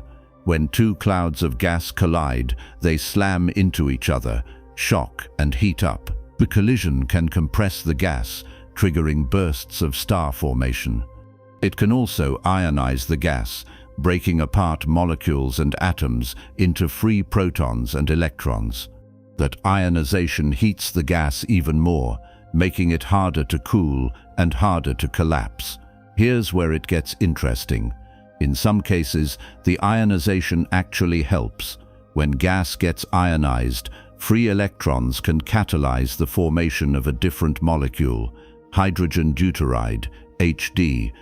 Deuterium is a rare isotope of hydrogen with one proton and one neutron in the nucleus instead of just a proton. It formed in tiny amounts during Big Bang nuclear synthesis, about 25 parts per million of all hydrogen. Most of the time, deuterium just sits there, chemically identical to hydrogen. But in ionized gas, deuterium can bond with regular hydrogen to form HD, and HD is a much better coolant than H2. It radiates heat more efficiently at lower temperatures, allowing gas to cool below 200 degrees Kelvin, a threshold where H2 becomes almost useless. This matters because cooler gas can fragment into smaller clumps. Instead of forming a single massive star, a cooling cloud enriched with HD can break apart into dozens or hundreds of smaller clumps, each collapsing to form a lower mass star. The result is a more diverse stellar population, with stars ranging from a few solar masses to a few dozen instead of the 100+ solar mass monsters of the first generation. And lower mass stars live longer, much longer. A star 10 times the mass of the Sun can burn for tens of millions of years instead of just a few million. That gives the protogalaxy time to accumulate more gas, form more stars, and start building something that looks less like a temporary flash and more like a stable structure. The first true galaxies, as opposed to isolated mini-halos with a handful of stars, probably formed in halos with masses around 100 million solar masses. That's 100 times more massive than a mini-halo. These halos collapsed at redshifts around 10, corresponding to roughly 500 million years after the Big Bang. The gas falling into these larger halos had already been enriched by earlier generations of supernovae. It cooled efficiently, formed stars in bursts, and began assembling into something you could reasonably call a galaxy. Still small, still chaotic, but recognizable. Simulations of early galaxy formation show a messy, violent process. Gas flows into the halo along dark matter filaments, cold streams of material that haven't been shock-heated by falling into the halo's gravitational well. Once inside, the gas settles into a rotating disk, not because anyone planned it that way, but because conservation of angular momentum forces it to. Any random motion in the gas gets averaged out over time, leaving only the net rotation. The disk grows thicker as more gas arrives. Stars form in clumps, scattered throughout the disk, each clump a local overdensity where the gas got dense enough to collapse. Supernovae explode, blowing holes in the disk and ejecting gas back into the intergalactic medium. More gas flows in from the filaments, refilling the disk. The cycle repeats. These early galaxies didn't have the clean spiral arms or smooth elliptical shapes we see in mature galaxies today. They were clumpy, irregular, constantly being reshaped by mergers with smaller halos and by the feedback from their own star formation. Observations from the James Webb Space Telescope have started to capture this era in exquisite detail. Webb has found galaxies at redshifts greater than 10, seen as they existed less than 500 million years after the Big Bang. Many of them are small, compact, and intensely bright for their size, indicating furious star formation packed into a tiny volume. Some show signs of ongoing mergers, two or more clumps of stars and gas in the process of colliding and blending together. One of the striking features of these early galaxies is how blue they are. Blue light comes from hot, young stars. The fact that these galaxies are blue tells us they're forming stars rapidly, with massive, short-lived stars dominating the light output. Older galaxies, by contrast, tend to be redder because the massive blue stars have already died and the remaining population is made up of longer-lived, cooler stars. The early universe was awash in blue light, a sign that star formation was running at full throttle. The mergers were critical, a galaxy forming in isolation inside a single dark matter halo could only grow so fast. It was limited by how quickly gas could cool and collapse, and by how much feedback from stars and supernovae disrupted the process. But mergers changed the game. When two protogalaxies collided, their gas clouds slammed together, compressing and shocking the gas. That shock heating could temporarily shut down star formation by making the gas too hot to collapse. But once the gas cooled again, the increased density triggered a burst of star formation far more intense than either galaxy could have sustained on its own. The merger also brought in fresh gas from both halos, adding fuel to the fire, and it dumped both galaxies' stars into a single gravitational well, doubling the stellar mass in one go. Over time, the most massive galaxies in the early universe weren't the ones that formed in the largest halos from the start. They were the ones that underwent the most mergers. Each merger added mass, triggered star formation, and brought in more dark matter, deepening the gravitational well and making it easier to hold on to gas despite the violence of supernovae and stellar winds. By 1 billion years after the Big Bang, some galaxies had already grown to masses comparable to the Large Magellanic Cloud, a satellite galaxy of the Milky Way. That's tens of billions of solar masses in stars, all assembled in less than 1 billion years. For context, the Milky Way has been growing for more than 13 billion years and weighs about 1 trillion solar masses counting the dark matter. These early galaxies were small by modern standards, but the speed at which they assembled was extraordinary. The feedback processes weren't just destructive. They were also essential for regulating growth. Without supernovae blowing gas out of galaxies, star formation would have consumed all available gas in a few tens of millions of years. The galaxy would have formed a single burst of stars, then gone dark. Instead, the ejected gas formed a reservoir in the halo, cooling slowly over hundreds of millions of years and raining back down onto the galaxy in a process called accretion. This gave galaxies a steady supply of fuel, allowing them to sustain star formation over long timescales instead of burning out immediately. There's also evidence that some of the most massive stars in the early universe didn't explode as supernovae at all. If a population 3 star was massive enough, more than about 250 solar masses, the core collapse could have been so complete that no explosion occurred. The entire star just fell inward and formed a black hole directly, no debris, no enrichment. Just a black hole weighing hundreds of solar masses, sitting in the heart of a protogalaxy. These black holes could have been the seeds of the supermassive black holes we see at the centers of galaxies today. Though exactly how a few hundred solar mass black hole grows into a billion solar mass monster in less than 1 billion years is still an open question. What we do know is that by the time the universe was a few 100 million years old, galaxies were everywhere. Not the 200 billion we see today. Fewer, smaller, more primitive, but galaxies nonetheless. Structures made of stars, gas and dark matter, held together by gravity, growing through mergers and accretion, shaping and being shaped by the feedback from their own star formation. They were the building blocks, the Lego pieces that would eventually snap together to form the massive galaxies we see in the local universe. And they weren't scattered randomly. Even at these early times, the distribution of galaxies traced the underlying structure of dark matter. Galaxies formed preferentially at the intersections of dark matter filaments, where multiple streams of gas converged, and the density was highest.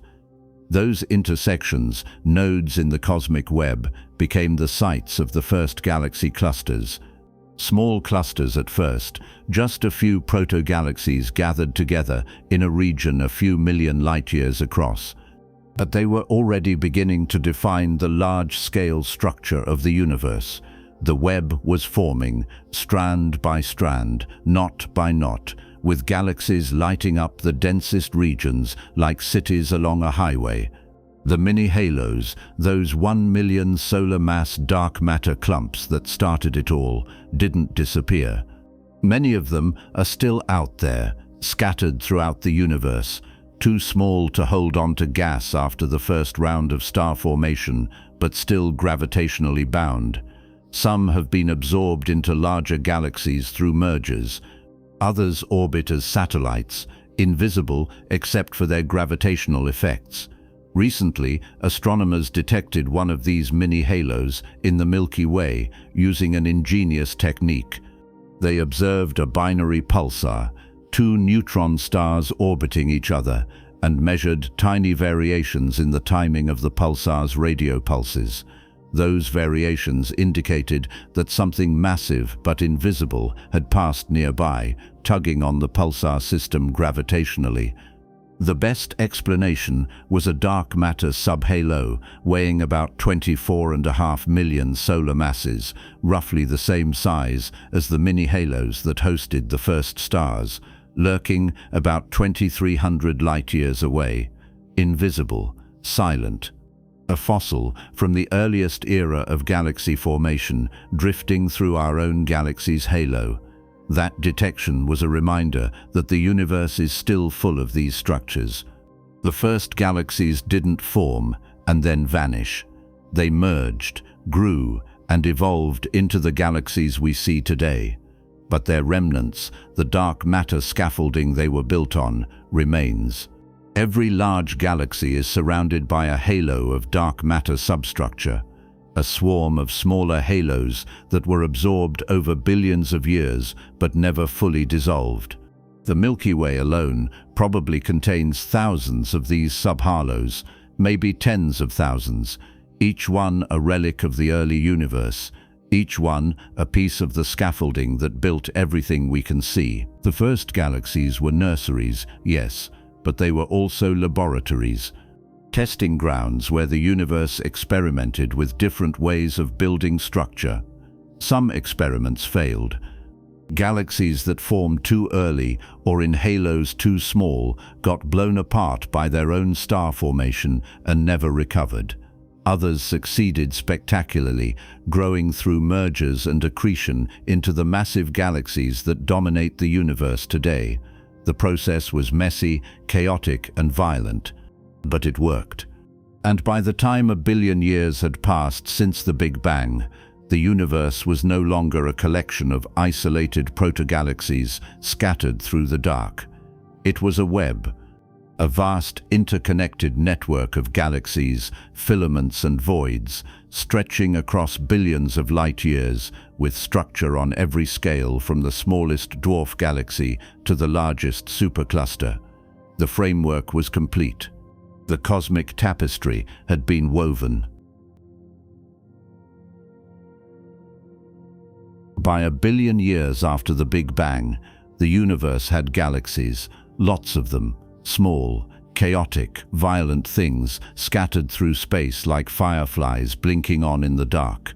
Each one a clump of stars and gas held together by dark matter, growing through mergers, fed by streams of infalling material, lighting up the cosmos one star at a time.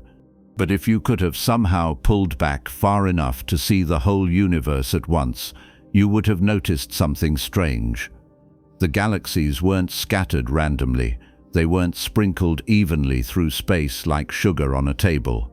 They were arranged, organized into a pattern so large and so intricate that it took billions of light years to see it properly. A web, a cosmic web. And that web is the largest structure in the universe. The cosmic web is exactly what it sounds like.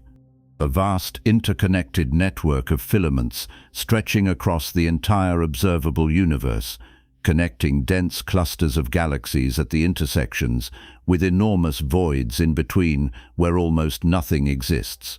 If you map the positions of galaxies across billions of light years, the pattern jumps out immediately. Galaxies cluster together along thin strands like beads on a string. The strands connect at nodes where hundreds or thousands of galaxies pile up in dense clusters. Between the strands, there's nothing.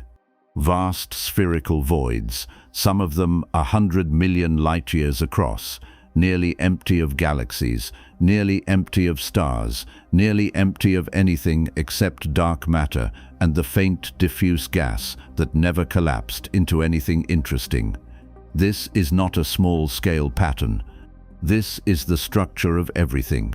Every galaxy you can see, every cluster, every supercluster, all of it fits into this web. The Milky Way is part of it. So is Andromeda. So is every distant smudge of light captured by the Hubble Space Telescope or the James Webb Space Telescope. The web spans the observable universe, and it's been growing for more than 13 billion years, built piece by piece, filament by filament, by the invisible hand of dark matter and the relentless pull of gravity. The first hint that the universe had large-scale structure came in the 1970s and 80s, when astronomers started mapping galaxy positions in 3 dimensions. Before that, most galaxy surveys were 2-dimensional. You'd photograph a patch of sky, count the galaxies, measure their brightness, and move on.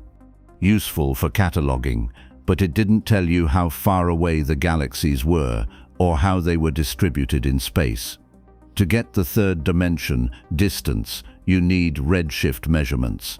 Point a spectrograph at a galaxy, split its light into a spectrum, identify spectral lines from known elements, and measure how much those lines have been shifted toward the red end of the spectrum by the expansion of the universe.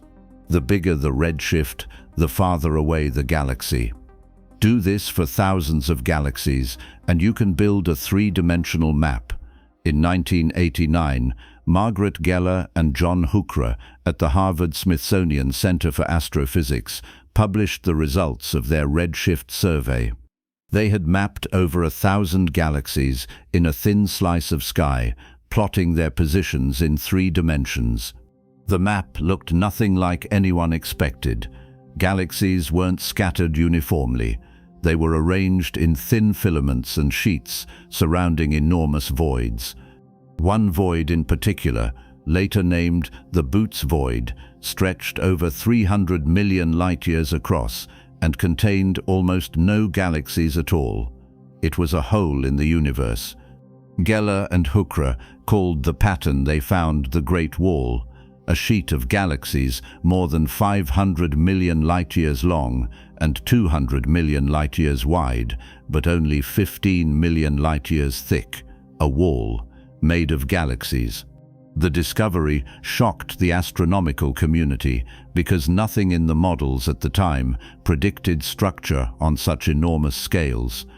Galaxies were supposed to be distributed more or less evenly on large scales, maybe with some clumping here and there, but not organized into walls and voids spanning hundreds of millions of light-years.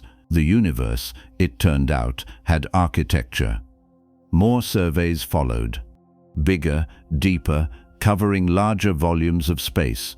The Sloan Digital Sky Survey, launched in the late 1990s, mapped millions of galaxies across a significant fraction of the sky.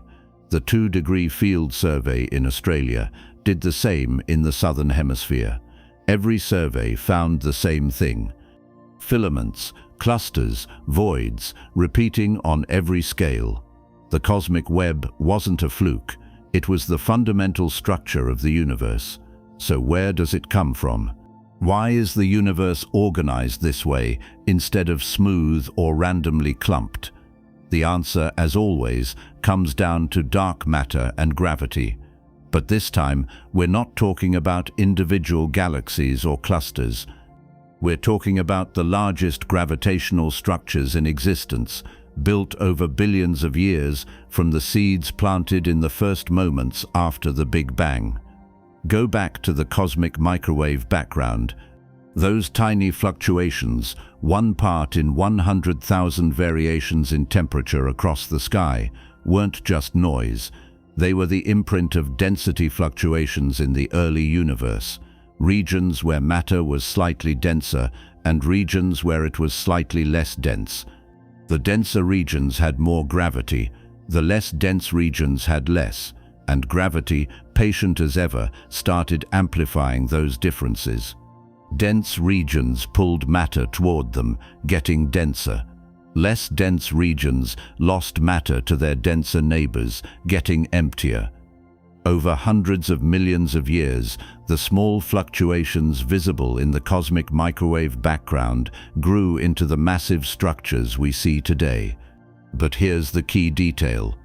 Dark matter collapsed first. Ordinary matter, the protons and electrons and helium nuclei drifting through space, was coupled to radiation in the early universe. Photons kept bouncing off free electrons, creating pressure that resisted gravitational collapse.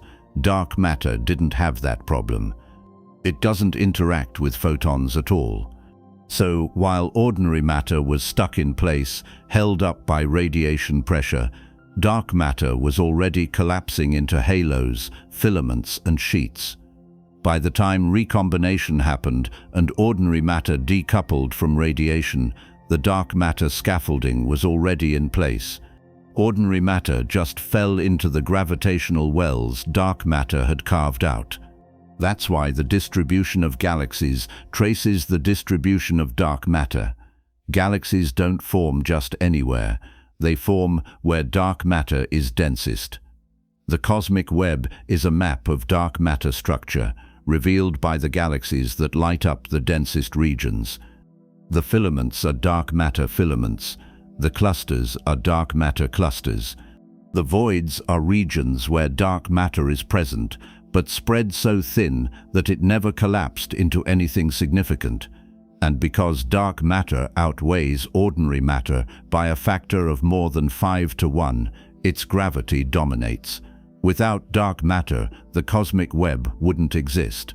Ordinary matter alone doesn't have enough gravity to build structure on these scales. Let's talk about the components of the web, because each piece plays a different role. Start with the filaments. These are long, thin strands of dark matter and gas stretching between galaxy clusters. Individual filaments can be tens of millions of light-years long and contain hundreds of thousands of galaxies. They're not solid structures. They're more like highways, channels where matter flows from low-density regions into high-density clusters. Galaxies inside filaments are often forming stars at high rates because gas is constantly being funneled inward along the filament, feeding the galaxies with fresh material. Some of the most active star-forming galaxies in the universe sit inside filaments, gorging on the steady supply of fuel. Filaments connect at intersections called nodes. These are the densest regions in the cosmic web, where multiple filaments converge and dump their matter into a single gravitational well. Nodes are where galaxy clusters form. A galaxy cluster is a collection of hundreds or thousands of galaxies bound together by gravity, sitting in a shared dark matter halo that can weigh a quadrillion times the mass of the Sun. The clusters are the cities of the cosmic web, dense, bright, packed with galaxies. The space between the galaxies in a cluster is filled with hot gas, heated to tens of millions of degrees by the gravitational energy released as matter falls into the cluster.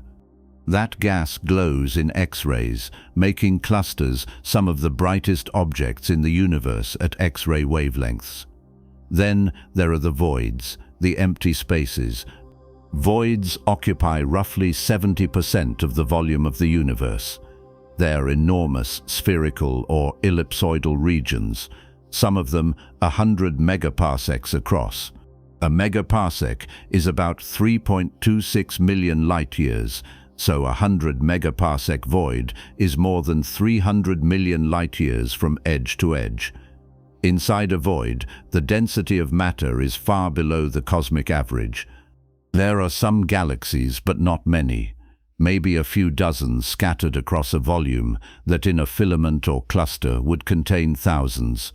The galaxies that do exist in voids are often dim, small, and relatively inactive. They're starved of gas because there's no filament feeding them, no stream of material to sustain star formation. Voids aren't completely empty.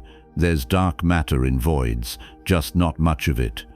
The dark matter that was there at the beginning has mostly drained out over billions of years, pulled by gravity into the surrounding filaments and clusters.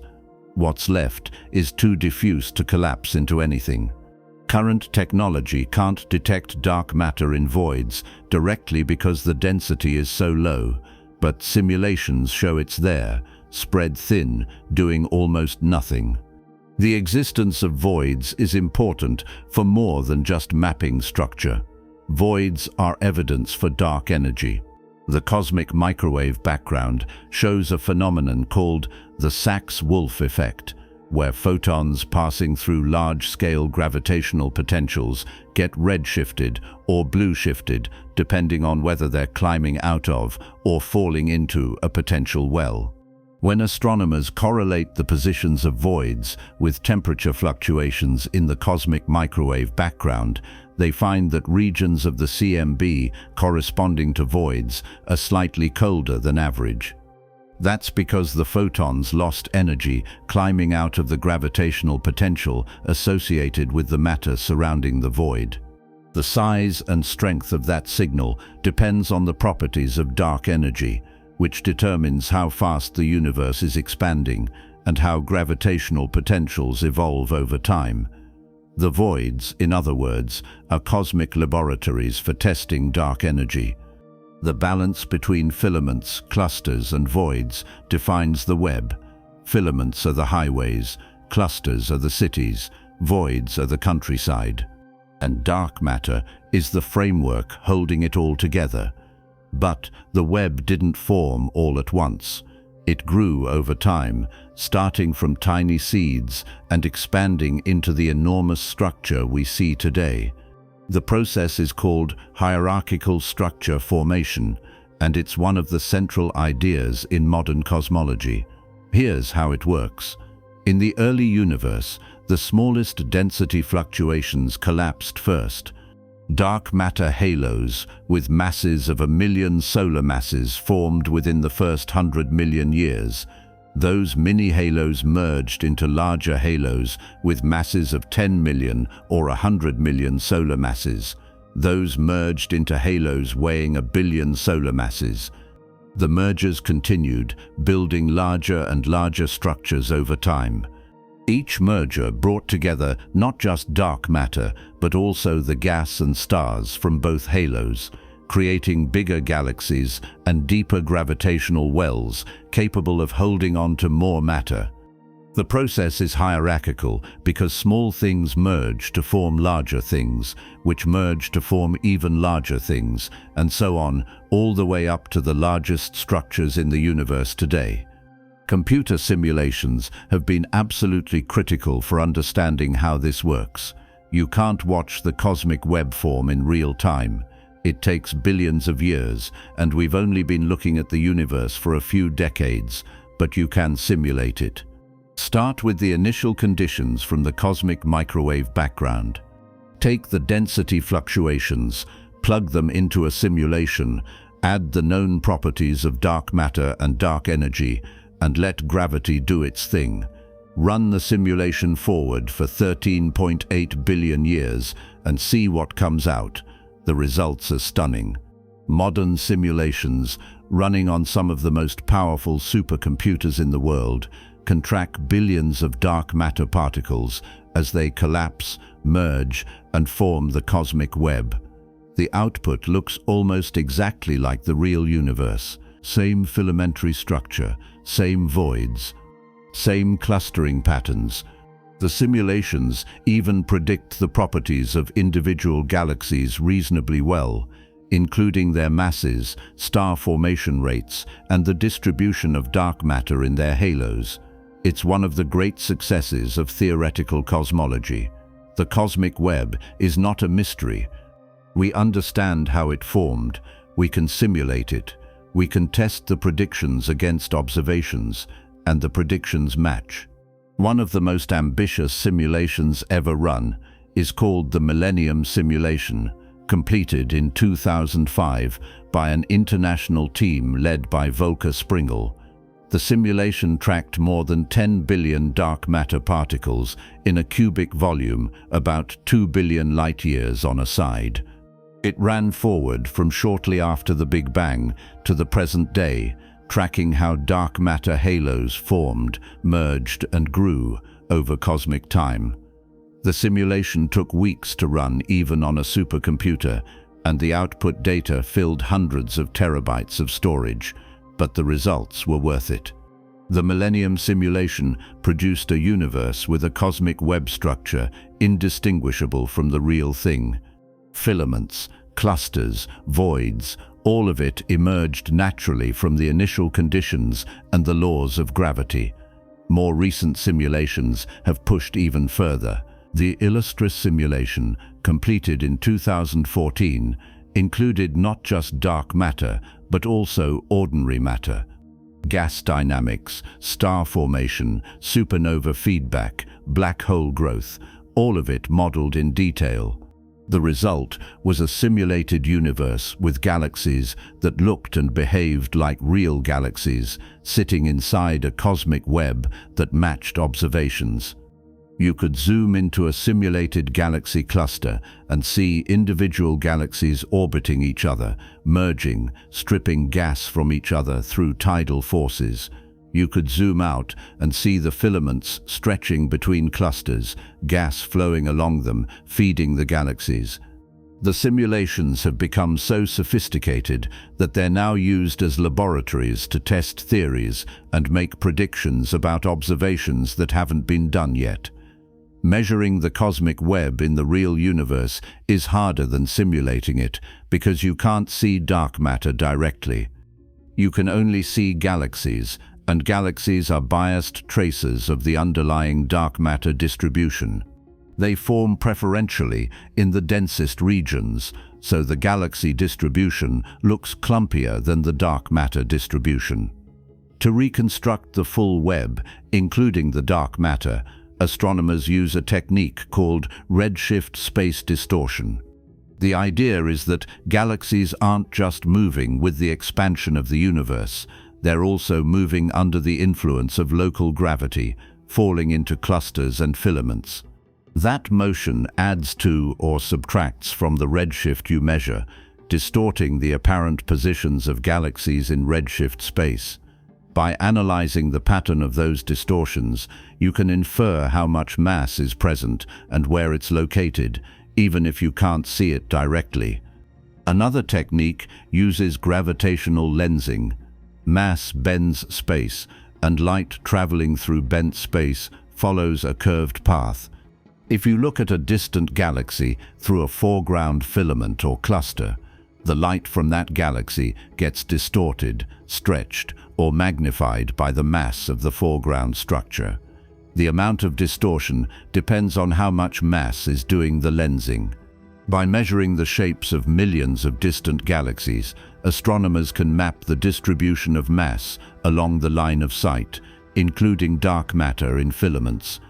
Several surveys, including the Dark Energy Survey and the upcoming Vera Rubin Observatory, are using this technique to map the cosmic web in unprecedented detail. The web isn't static, it's still growing. Right now, today, gas is flowing along filaments into galaxy clusters. Galaxies are merging. Clusters are accreting new members. The process is ongoing, but it's also slowing down. The expansion of the universe, driven by dark energy, is accelerating. Space itself is stretching faster and faster, pulling distant structures apart. Eventually, billions of years from now, the filaments will stretch so thin that they'll stop channeling gas into clusters. The clusters will become isolated islands, cut off from the rest of the universe by the expansion of space. Star formation will slow and eventually stop as galaxies run out of gas. The cosmic web will fade, and the universe will enter a long, cold era where nothing much happens anymore. But that's a story for another time. For now, the web is alive, matter is flowing, galaxies are forming, clusters are growing. And somewhere inside this enormous structure, on a relatively quiet filament far from the nearest major cluster, sits a galaxy called the Milky Way. That's our cosmic address. We're not in a void, we're not in a cluster. We're in a filament, part of a larger structure called the Laniakea supercluster. Laniakea is a Hawaiian word meaning immeasurable heaven, and it's a fitting name for the region of the cosmic web we call home. Laniakea contains about 100,000 galaxies spread across 500 million light-years, all loosely connected by the same network of filaments, and all slowly drifting toward a gravitational center called the Great Attractor. We're being pulled, along with every other galaxy in Laniakea, toward that center at a speed of several hundred kilometers per second. The motion is imperceptible on human timescales, but over hundreds of millions of years, it will reshape our corner of the web. The Milky Way itself sits on the edge of a small cluster called the Local Group, which contains about 80 galaxies. Most of them are dwarfs, tiny galaxies with only a few billion stars. The big members are the Milky Way, Andromeda, and Triangulum. The Local Group is part of a filament that connects to the Virgo cluster, a much larger cluster, about 50 million light-years away, containing over 1,000 galaxies. The Virgo cluster is one of the nodes in Laniakea, a major intersection where multiple filaments converge. We're not in Virgo. We're downstream, sitting in a quieter part of the web. But we're connected. The same dark matter filament that feeds Virgo also feeds the Local Group. We're part of the same structure. The local void, an underdense region about 150 million light-years across, sits nearby. It's one of the closest voids to us, and its presence affects the motion of galaxies in our neighborhood. Matter flows away from the void and toward the denser regions, contributing to the overall pattern of motion in the cosmic web. The void pushes, the filaments pull, and we, along with every other galaxy, move through space in response to the gravitational forces exerted by the web as a whole. Understanding the cosmic web isn't just about mapping where things are. It's about understanding how the universe evolved from the smooth, nearly featureless state visible in the cosmic microwave background to the rich, complex structure we see today. Every galaxy, every cluster, every filament is a consequence of the initial conditions set down in the first fraction of a second after the Big Bang and the billions of years of gravitational collapse that followed. The web is a fossil record written in the positions and motions of galaxies, telling the story of how structure grows in an expanding universe governed by dark matter and dark energy. And the web connects everything. Every galaxy you've ever seen in a photograph was born inside a dark matter halo sitting in a filament or cluster somewhere in the web. The web is the stage on which the entire history of galaxy formation has played out. Without it, galaxies would be scattered randomly through space, isolated, unable to grow through mergers, unable to sustain star formation for billions of years. The web made galaxies possible. And the web made us possible. Because one of those galaxies, sitting in a relatively quiet filament far from the chaos of the nearest cluster, would eventually form a planet where something interesting decided to start asking questions about how it all began. That galaxy is the Milky Way. And its story, our story, is what comes next. Our home galaxy started out as a graveyard. That's not poetic license, that's what the evidence shows. The Milky Way, the vast spiral disk spanning 100,000 light-years and containing roughly 200 billion stars, didn't form the way most people imagine. It wasn't born in one smooth collapse from a single giant cloud of gas. It was assembled, piece by piece, merger by merger, over more than 13 billion years from the wreckage of smaller galaxies that collided, tore each other apart, and bled their stars into what would eventually become the structure we live inside today. Every star you see in the night sky, every constellation humans have ever named, all of it sits inside a galaxy built from the corpses of hundreds of smaller galaxies that no longer exist. The Milky Way is roughly 13.6 billion years old, which means it started forming only about 800 million years after the Big Bang. That's early. Not the earliest galaxy ever detected. Webb has found galaxies that formed even sooner, but early enough that the universe was still in its chaotic youth, still figuring out how to build things larger than a few billion solar masses. The first structures that would eventually become the Milky Way were dark matter halos, invisible gravitational wells scattered through a filament of the cosmic web. Gas fell into those halos, cooled, formed stars, and ignited the first protogalaxies. Small things, a few billion solar masses each, clumpy, irregular, nothing you'd recognize as a spiral galaxy. Just dense clouds of stars and gas held together by dark matter, drifting through space, waiting to collide with something. They didn't wait long. The early universe was crowded. Dark matter halos were closer together, galaxies were packed into smaller volumes, and mergers were common. When two protogalaxies collided, their stars didn't hit each other. Stars are tiny compared to the distances between them. A galaxy is mostly empty space. So when galaxies merge, the stars pass through like two clouds of gnats flying through each other. But the gas doesn't pass through. Gas has pressure. When two clouds of gas collide, they slam together, shock, heat up, and in many cases trigger bursts of star formation. The dark matter, as always, just falls through itself and blends into a single larger halo. The Milky Way grew through hundreds of these mergers, not a handful, not a few dozen, hundreds. Every dark matter halo that wandered too close got pulled in by gravity, stripped apart by tidal forces, and absorbed.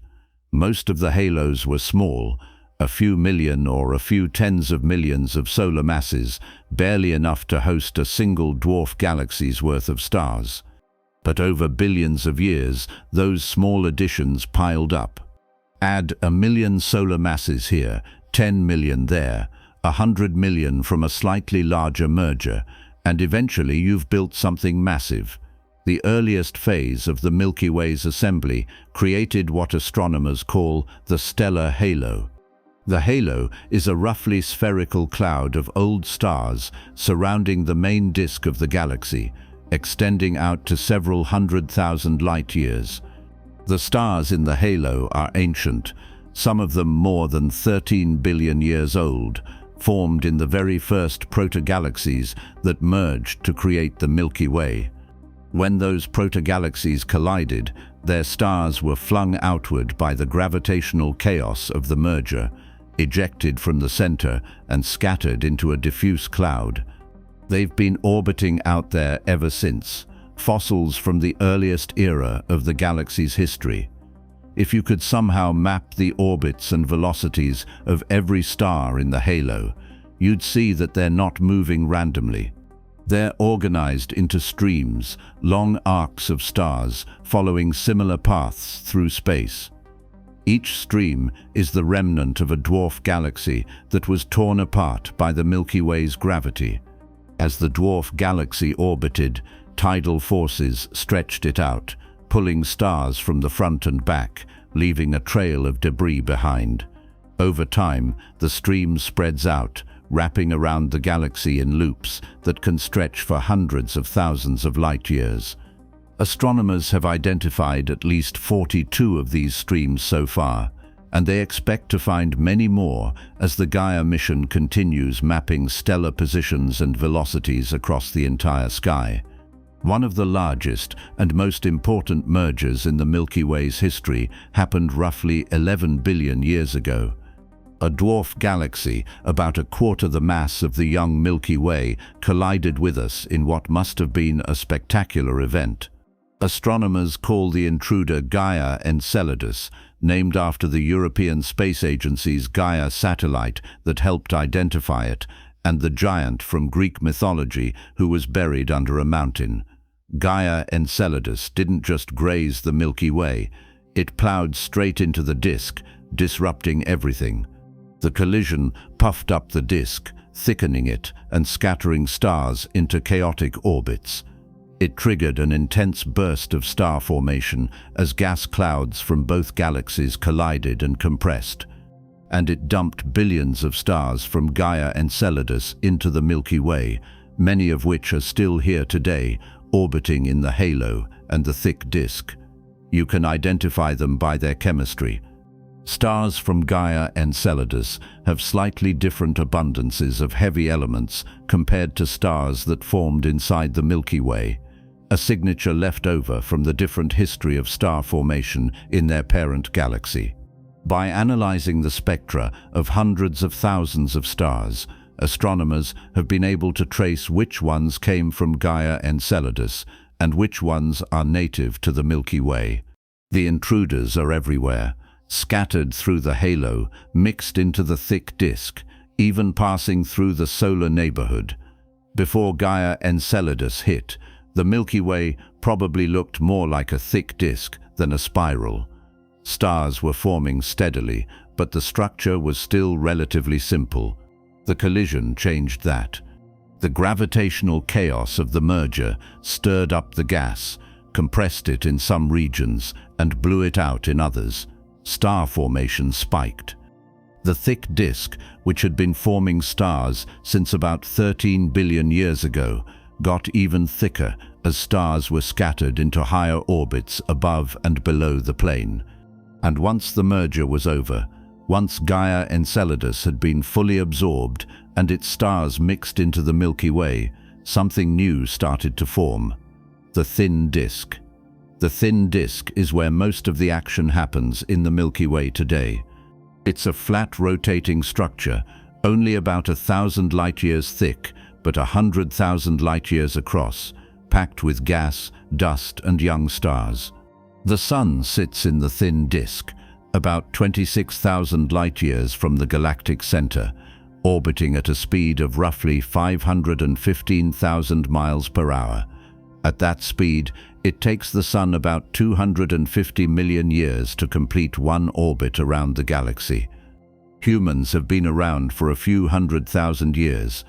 The Sun has completed less than 1/20th of an orbit since our species evolved. One full orbit is called a galactic year, and in the time the Sun has existed, about 4.6 billion years, it's completed roughly 18 galactic years, 18 laps around the center, that's all.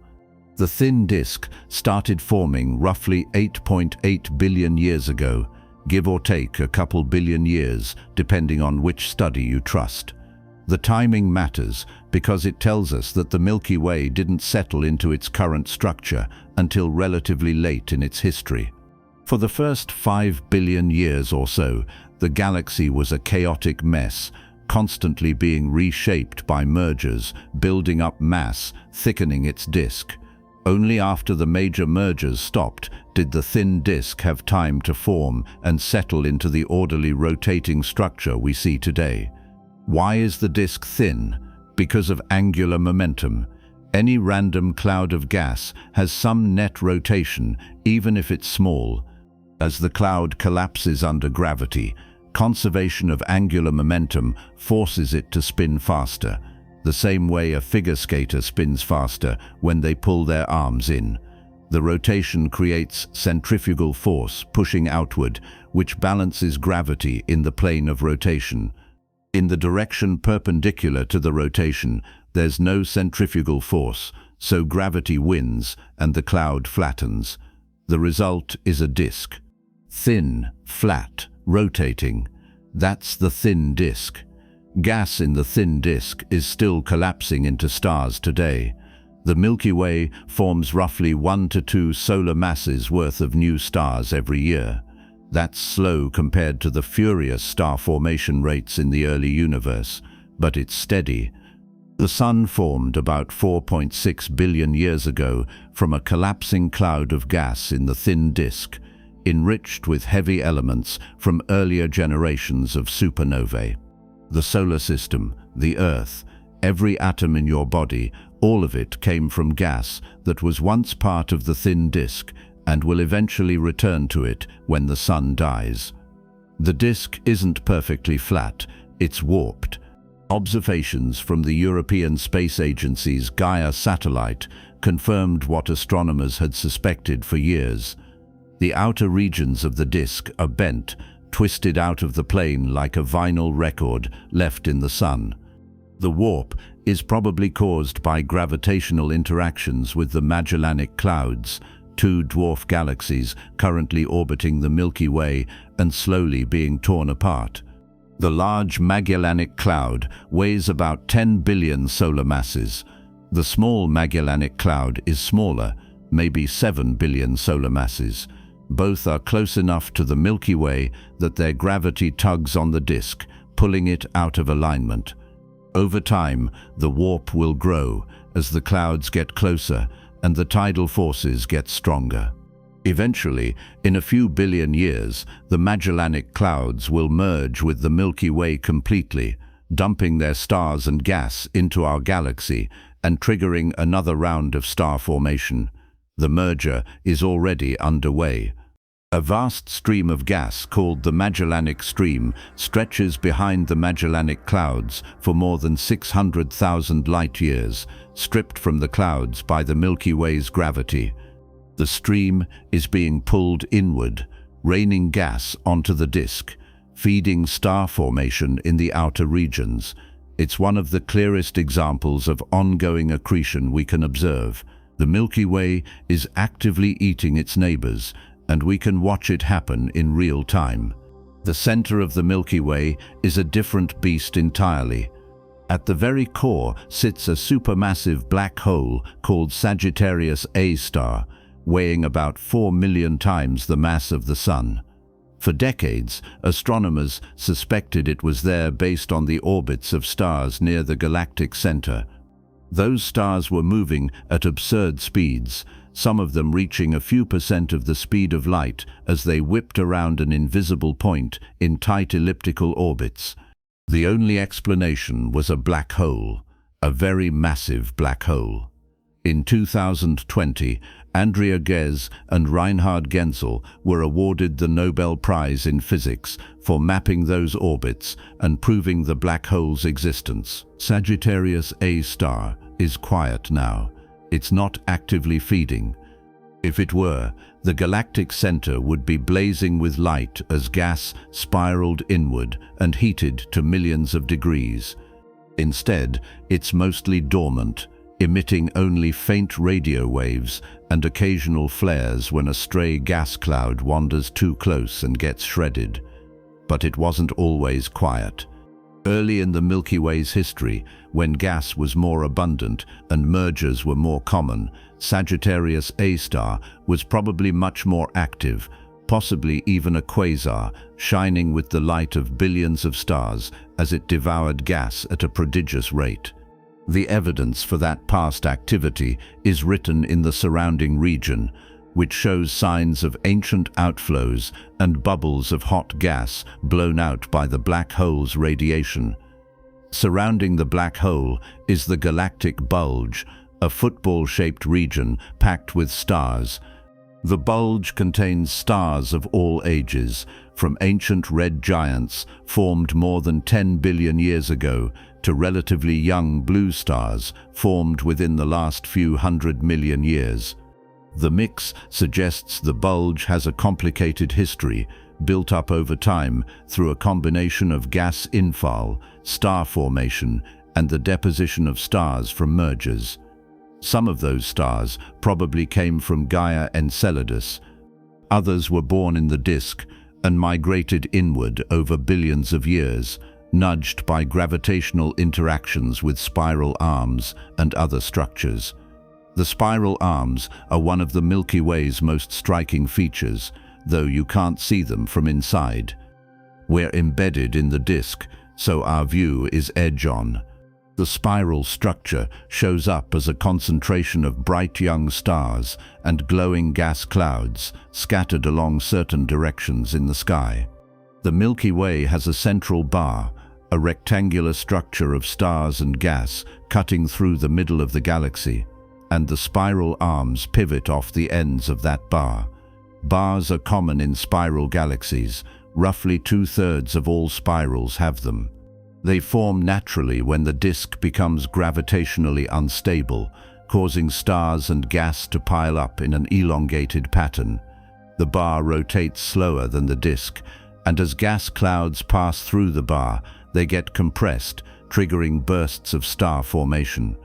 That's why the regions near the bar are often packed with young stars and bright nebulae. The spiral arms themselves aren't solid structures. They're density waves, regions where stars and gas pile up temporarily as they orbit through the disk. Think of it like a traffic jam. The cars are always moving, but the jam stays in the same place because cars are constantly entering and leaving. Spiral arms work the same way. Stars and gas enter the arm from behind, slow down as they pass through the denser region, then speed up again as they leave. The arm itself doesn't rotate like a solid object. It rotates slower than the stars, which is why the structure persists for billions of years without winding up into a tight spiral. The Sun sits between two spiral arms in a region called the Orion Spur. It's a relatively quiet neighborhood, which is probably fortunate for life on Earth. If we were inside a spiral arm, the local density of stars would be higher, the rate of supernovae would be higher, and the radiation environment would be harsher. The gap between the arms is calmer, with fewer massive stars, fewer stellar explosions, and less disruption. It's a safe place to build a solar system and wait for something interesting to evolve. But the Milky Way's history isn't written only in its stars. It's also written in its chemistry. Every generation of stars enriches the interstellar medium with heavy elements forged in their cores and scattered by supernovae. The first stars in the Milky Way, the ones that formed more than 13 billion years ago, were made of pure primordial gas. No carbon, no oxygen, no iron, just hydrogen and helium. By the time the Sun formed 4.6 billion years ago, the gas in the disk had been enriched by billions of years of stellar evolution. The Sun contains about 2% heavy elements by mass, everything heavier than helium. That 2% includes the carbon in your cells, the oxygen you breathe, the calcium in your bones, the iron in your blood. All of it was made inside stars that lived and died before the Sun existed. You are, quite literally, made of stardust. That's not a metaphor. It's a fact of nuclear astrophysics. Galactic archaeology is the field that studies the Milky Way's history by analyzing the chemistry and kinematics of stars. Different stellar populations have different chemical signatures depending on where and when they formed. Stars in the halo, for example, have very low abundances of heavy elements because they formed early, before much enrichment had occurred. Stars in the thin disk have higher abundances because they formed later, from gas that had been enriched by many generations of supernovae. By measuring the abundances of elements like iron, magnesium, and europium in individual stars, astronomers can trace which stars formed in the Milky Way and which ones were accreted from mergers. The differences are subtle, often less than a factor of 2, but they're measurable. And with millions of stellar spectra from surveys like Apogee and Gaia, the picture is becoming clearer every year.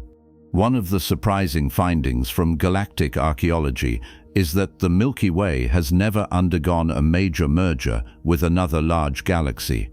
Most of the mergers in its history involved dwarf galaxies or proto-galaxies that were much smaller than the Milky Way itself. Gaia Enceladus was the largest, and even that was only about a quarter the mass of the Milky Way at the time. If the Milky Way had merged with an equal mass galaxy, the structure would look completely different. The disk would have been destroyed, the stars scattered into a chaotic elliptical distribution.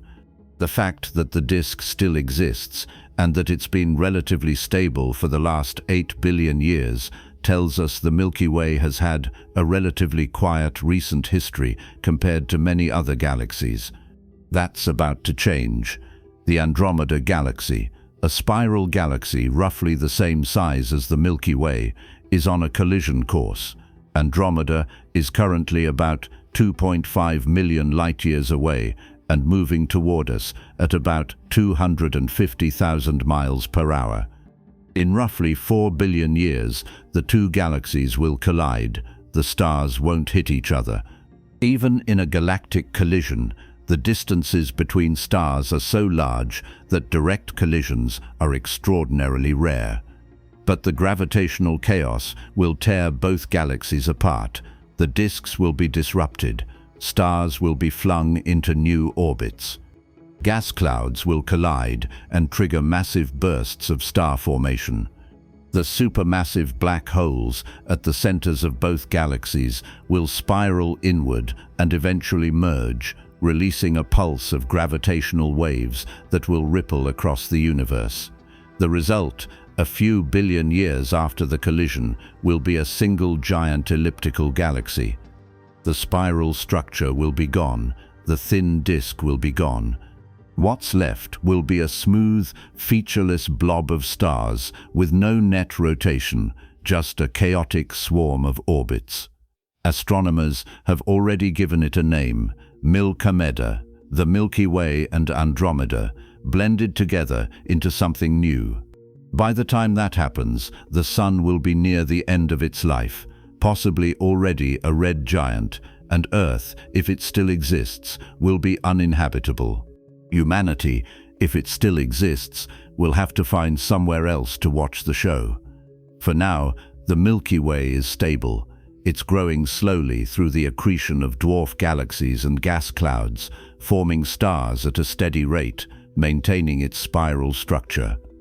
But beneath that stability is a history of violence, hundreds of mergers, billions of years of gravitational chaos, stars scattered and reformed, gas compressed and ignited. The galaxy we live in is a survivor, built from the wreckage of smaller galaxies that didn't make it, held together by a halo of dark matter that we've never seen and still don't understand. And that dark matter halo is everywhere. It extends far beyond the visible disk, out to several 100,000 light-years, containing roughly 10 times more mass than all the stars, gas and dust in the Milky Way combined. We can't see it, we can't touch it, but we can measure its gravity. The rotation curve of the Milky Way, the plot of how fast stars and gas orbit as a function of distance from the center, stays flat even at large distances, far beyond where most of the visible matter ends. That flat rotation curve is the signature of dark matter. An invisible halo, vastly more massive than the galaxy it surrounds, holding everything together. Without that halo, the Milky Way wouldn't exist. The thin disk would fly apart. The stars would drift into intergalactic space. The spiral arms would unwind. Everything we see, every star, every planet, every structure, is held in place by the gravity of something we can't observe directly. The Milky Way's story is a story of visible matter riding on an invisible scaffolding, shaped by forces we infer but don't fully understand, built from pieces we can trace but will never meet. And that invisible scaffolding is everywhere in the universe, not just here, not just in the Milky Way. In every galaxy, every cluster, every filament of the cosmic web, dark matter is the foundation, the unseen architect that built everything from the quantum fluctuations in the first moments after the Big Bang. Understanding what it is, how it behaves, and why it's there is one of the deepest unsolved problems in all of science, and it's where the story goes next.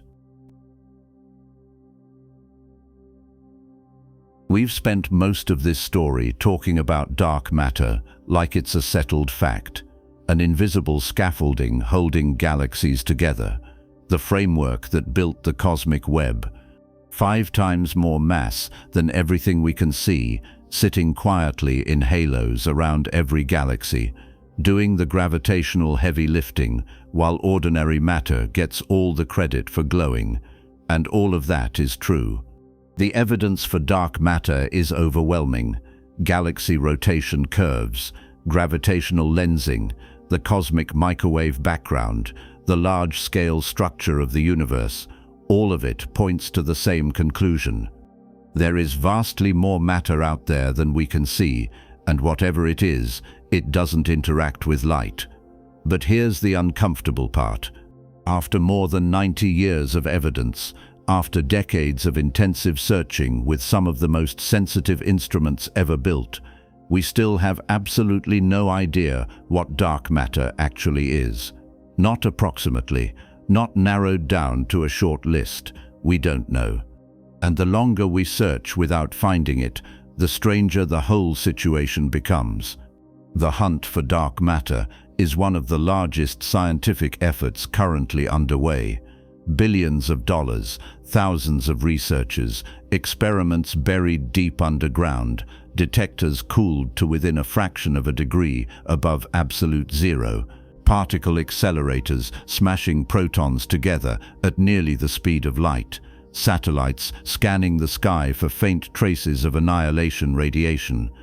All of it aimed at answering a single question: what is this stuff? And so far, the universe has been spectacularly unhelpful in providing an answer. Let's start with the leading candidate, or at least what used to be the leading candidate, WIMPs, weakly interacting massive particles. The name is an acronym and also slightly unfortunate, but it stuck. The idea behind WIMPs is elegant. Dark matter particles have mass, so they interact gravitationally. That's how we know they exist. But they don't emit or absorb light, so they can't interact electromagnetically. If they did, we'd see them. The simplest explanation is that dark matter interacts through the weak nuclear force, the same force responsible for certain types of radioactive decay, and through gravity, and nothing else. Particles like that would be invisible, stable over billions of years, and produced in enormous quantities during the Big Bang. They'd clump together under gravity, forming halos around galaxies, exactly the way dark matter behaves. The theory fits so well that for decades, WIMPs were the default assumption. Find the particle, measure its mass and interaction strength, and the mystery is solved. The search began in earnest in the 1980s and ramped up dramatically in the 2000s with a new generation of ultra-sensitive detectors. The basic idea is straightforward. If dark matter particles are constantly streaming through the Earth, and if they interact through the weak force, then occasionally, very rarely, one of them should collide with an atomic nucleus in a detector. The collision would transfer a tiny amount of energy to the nucleus, causing it to recoil. Detect that recoil, and you've found dark matter. The challenge is that the interaction rate is extraordinarily low. A WIMP might pass through a kilogram of material and interact once every few years, if that. To have any hope of seeing a signal, you need a detector with a lot of mass, you need to run it for a long time, and you need to eliminate every possible source of background noise. Cosmic rays, natural radioactivity from the rocks around you, even trace radioactive isotopes inside the detector itself, all of it can mimic a dark matter signal.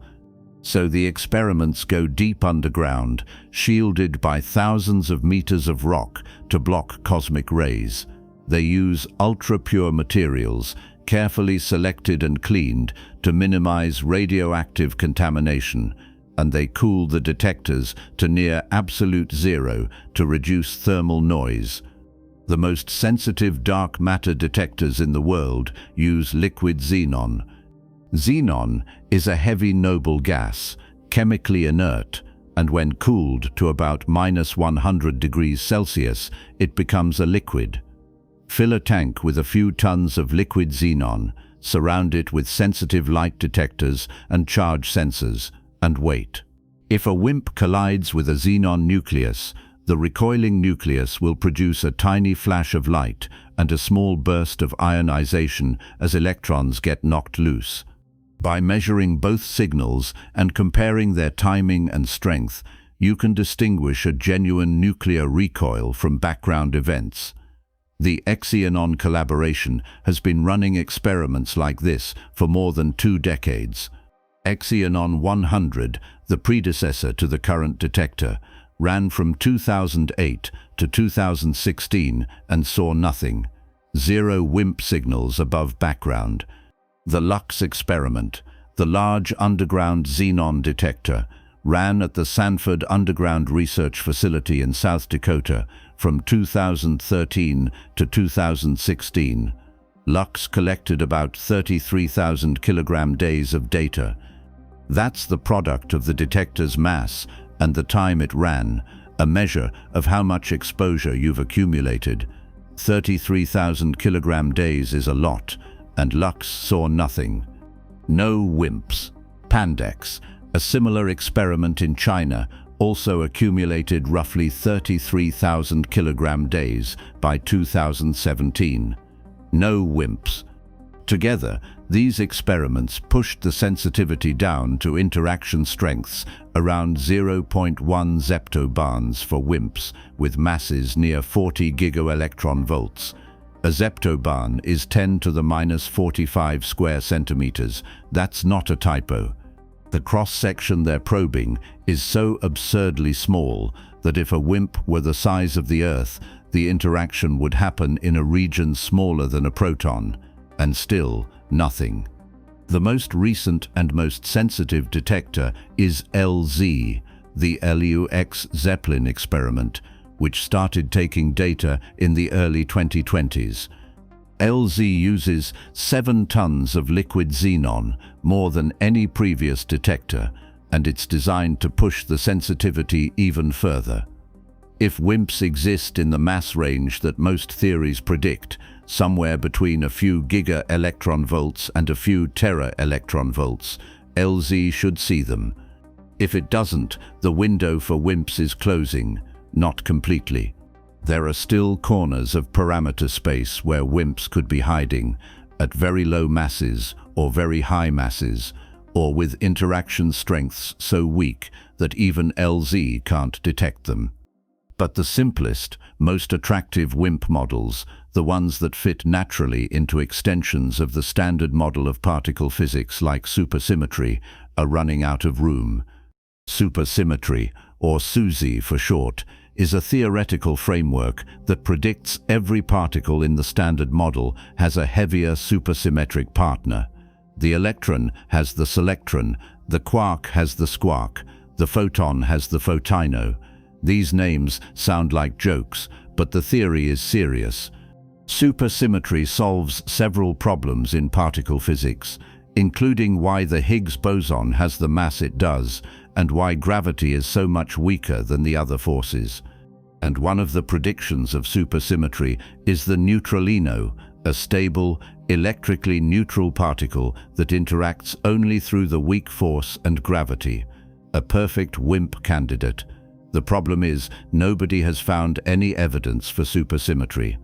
The Large Hadron Collider, the world's most powerful particle accelerator, has been smashing protons together at energies up to 13 teraelectron-volts since 2010. If supersymmetric particles exist with masses anywhere near the range predicted by the simplest models, the LHC should have produced them by now. It hasn't. Every search has come up empty.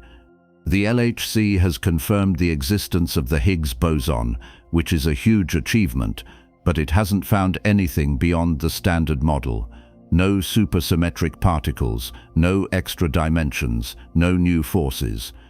Just the same particles we already knew about, behaving exactly the way the standard model predicts. That's not definitive proof that supersymmetry is wrong. The supersymmetric particles could be heavier than the LHC can produce, or they could interact so weakly that they're hard to detect even when they're produced. But it's starting to look like the simplest versions of supersymmetry, the ones that predict neutralinos in the mass range we've been searching, are probably not correct. And if neutralinos aren't the answer, then WIMPs might not be the answer either. So the focus has shifted. Not away from dark matter. The evidence for dark matter is still overwhelming, but toward a different class of candidate, axions. The axion is a hypothetical particle originally proposed in the late 1970s to solve a completely different problem in particle physics called the strong CP problem. The details don't matter here. What matters is that the axion, if it exists, has properties that make it a surprisingly good dark matter candidate. It's stable, it's electrically neutral, it doesn't interact through the weak force, which is why direct detection experiments looking for nuclear recoils won't find it. But it does interact very weakly with electromagnetism, and that gives us a way to search for it. An axion passing through a strong magnetic field has a tiny probability of converting into a photon. The probability is absurdly small, but if you have a strong enough magnetic field and a sensitive enough detector, you can look for those photons. The Axion Dark Matter Experiment, ADMX, has been doing exactly that since the mid-1990s. ADMX uses a cylindrical cavity sitting inside a powerful superconducting magnet. If axions are flowing through the cavity and some of them convert into photons, those photons will resonate inside the cavity at a very specific frequency determined by the axion's mass. By tuning the cavity to different frequencies and looking for excess microwave radiation, ADMX can search for axions across a range of possible masses. By the early 2020s, ADMX had achieved sensitivity to the DFSZ action model, one of the two main theoretical predictions for how actions should behave. The experiment scanned the frequency range corresponding to action masses around a few microelectron volts and found nothing definitive. But the search is ongoing, and the sensitivity keeps improving. If axions make up the dark matter and have masses in the range ADMX is probing, they should show up eventually. Axions are attractive for a lot of reasons. They're predicted by well-motivated theories that solve other problems in physics. They're produced naturally in the early universe in quantities that could account for all the dark matter. And unlike WIMPs, which would have been in thermal equilibrium with ordinary matter in the early universe and then froze out when the temperature dropped, axions can be produced through a different mechanism that doesn't rely on weak force interactions. That makes them harder to rule out experimentally because there are fewer constraints on their properties. But axions aren't the only alternative. Another possibility, though less popular now than it used to be, is MACHOs, massive compact halo objects. These aren't exotic particles, they're ordinary matter, just in forms that don't emit much light. Brown dwarfs, rogue planets, neutron stars, white dwarfs, and most controversially, primordial black holes. The idea is that some fraction of the dark matter in the Milky Way's halo could be made of these objects, drifting through space invisibly, contributing to the total mass without showing up in surveys of stars and gas. Primordial black holes are especially interesting because they're not formed from collapsing stars. They would have formed in the first fraction of a second after the Big Bang, when density fluctuations in the primordial plasma were large enough that some regions collapsed directly into black holes before atoms even existed. These black holes could have any mass, from microscopic up to thousands of solar masses, depending on the details of how they formed. And because they don't emit light, they're invisible except for their gravitational effects. The problem with machos is that several lines of evidence suggest they can't account for all the dark matter. Surveys looking for gravitational microlensing, the brief brightening of a distant star when a massive object passes in front of it and bends the light, have placed strong limits on how many machos can be lurking in the galactic halo. The limits vary depending on the mass range, but for most masses, machos can account for only a small fraction of the dark matter, maybe 10 or 20% at most. The rest has to be something else. That doesn't mean primordial black holes are ruled out entirely. Recent work has suggested they could still make up a substantial part of the dark matter if they formed with very specific masses, either much smaller or much larger than the range that's been ruled out by microlensing. But even if primordial black holes exist, they're probably not the whole story. So we have WIMPs, which decades of searching haven't found, axions, which are gaining attention but haven't been detected yet, and machos, which can't account for more than a fraction of the dark matter, and none of these candidates has been confirmed. We're more than 90 years into the dark matter problem, and we're still at square one in terms of identifying the particle.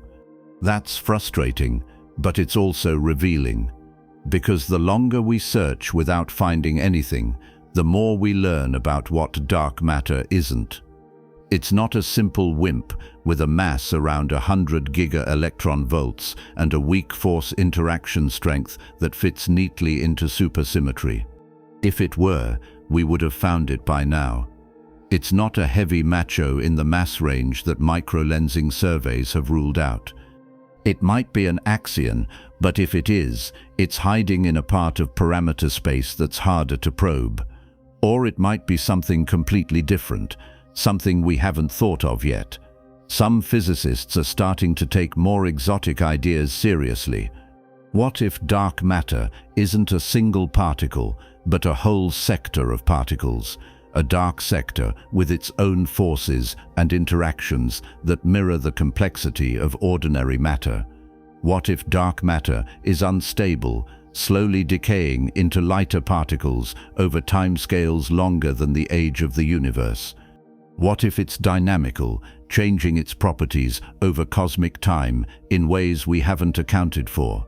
These ideas are speculative and they're harder to test, but they're being explored because the simplest ideas aren't working. And then there's the small-scale crisis, a set of observations that don't quite fit the predictions of the standard cold dark matter model. Simulations of structure formation, the kind we talked about earlier that reproduce the cosmic web so beautifully, also predict a lot of small-scale structure that we don't see. The simulations say there should be thousands of tiny dark matter subhalos orbiting the Milky Way, each one massive enough to host a dwarf galaxy. We've only found a few dozen dwarf galaxies. Where are the rest? Maybe they're there but too faint to detect. Or maybe something about the physics of galaxy formation prevents stars from forming in most of those subhalos. Or maybe the simulations are wrong and dark matter behaves differently on small scales than we think. The simulations also predict that dark matter halos should have dense cores, with the density rising steeply toward the center. But observations of dwarf galaxies and low-surface brightness galaxies suggest the density profiles are flatter, with less concentration in the core than the simulations predict. That's the core cusp problem, and it's been debated for decades. Some researchers think it's a problem with the simulations, which might not be accounting for feedback from star formation and supernovae accurately. Others think it's a hint that dark matter is more complicated than the cold, collisionless particles we've been assuming. None of this means dark matter doesn't exist. The evidence from galaxy rotation curves, gravitational lensing, the cosmic microwave background, and the large-scale structure of the universe is too strong. Dark matter is real. But the small-scale crisis suggests that either our understanding of how galaxies form is incomplete, or the properties of dark matter are more complex than the simplest models assume. There are alternatives to dark matter. The most prominent is modified Newtonian dynamics, MOED, which proposes that the laws of gravity themselves change at very low accelerations. MOED can explain galaxy rotation curves remarkably well without invoking dark matter at all, but it struggles with almost everything else. It can't explain gravitational lensing without adding extra invisible mass, which defeats the point. It can't reproduce the power spectrum of the cosmic microwave background, and it can't explain the large-scale structure of the universe. Every time MOND is adjusted to fit one set of observations, it breaks somewhere else. Dark matter, for all its mysteries, explains everything consistently. The search continues, new detectors are coming online. ADMX is pushing deeper into axion parameter space. LZ is probing WIMPs with unprecedented sensitivity. Indirect detection experiments are scanning the sky for gamma rays, neutrinos, and other signals that might come from dark matter particles, annihilating or decaying in regions of high density like the galactic center or nearby dwarf galaxies. The Fermi Large Area Telescope, a gamma-ray observatory in orbit, has been mapping the sky for over a decade, looking for excess emission that can't be explained by known sources. So far, nothing definitive. The Large Hadron Collider is still running, pushing to higher energies, searching for new particles that could be dark matter or could give us clues about what dark matter is. The next generation of colliders is being planned, machines even more powerful than the LHC, capable of probing higher masses and rarer interactions. If dark matter particles can be produced in collisions, and if they have masses anywhere near the range accessible to these machines, we'll find them eventually, but eventually might be a long time. It's possible dark matter is so weakly interacting, or so heavy, or so light, that we won't be able to detect it with current technology. It's possible we'll need a completely different approach, something we haven't thought of yet. Or it's possible the answer is staring us in the face and we're just not seeing it because we're looking in the wrong place or asking the wrong questions. What we do know is this: dark matter is out there, right now, streaming through you, through the Earth, through the solar system at hundreds of kilometers per second, millions of particles every second, maybe trillions, passing through without leaving a trace. They don't interact with your atoms. They don't scatter off your cells. You can't feel them. But they're there, and they've been there since the beginning, shaping the universe, building galaxies, holding everything together. The Milky Way is embedded in a halo of this stuff. A vast, roughly spherical cloud of dark matter weighing 1 trillion solar masses, extending hundreds of thousands of light-years beyond the visible disk. That halo is what holds the galaxy together. It's what keeps the stars in the outer disk orbiting at the speeds we measure instead of flying off into intergalactic space. Every galaxy has one. every cluster. Every filament in the cosmic web is a concentration of dark matter, with galaxies lighting up the densest regions like cities along a highway. And all of it, every bit of structure in the universe today, traces back to the quantum fluctuations in the first moments after the Big Bang. Tiny random variations in density, blown up to cosmic scales by inflation, amplified by billions of years of gravitational collapse. Dark matter collapsed first, creating the scaffolding.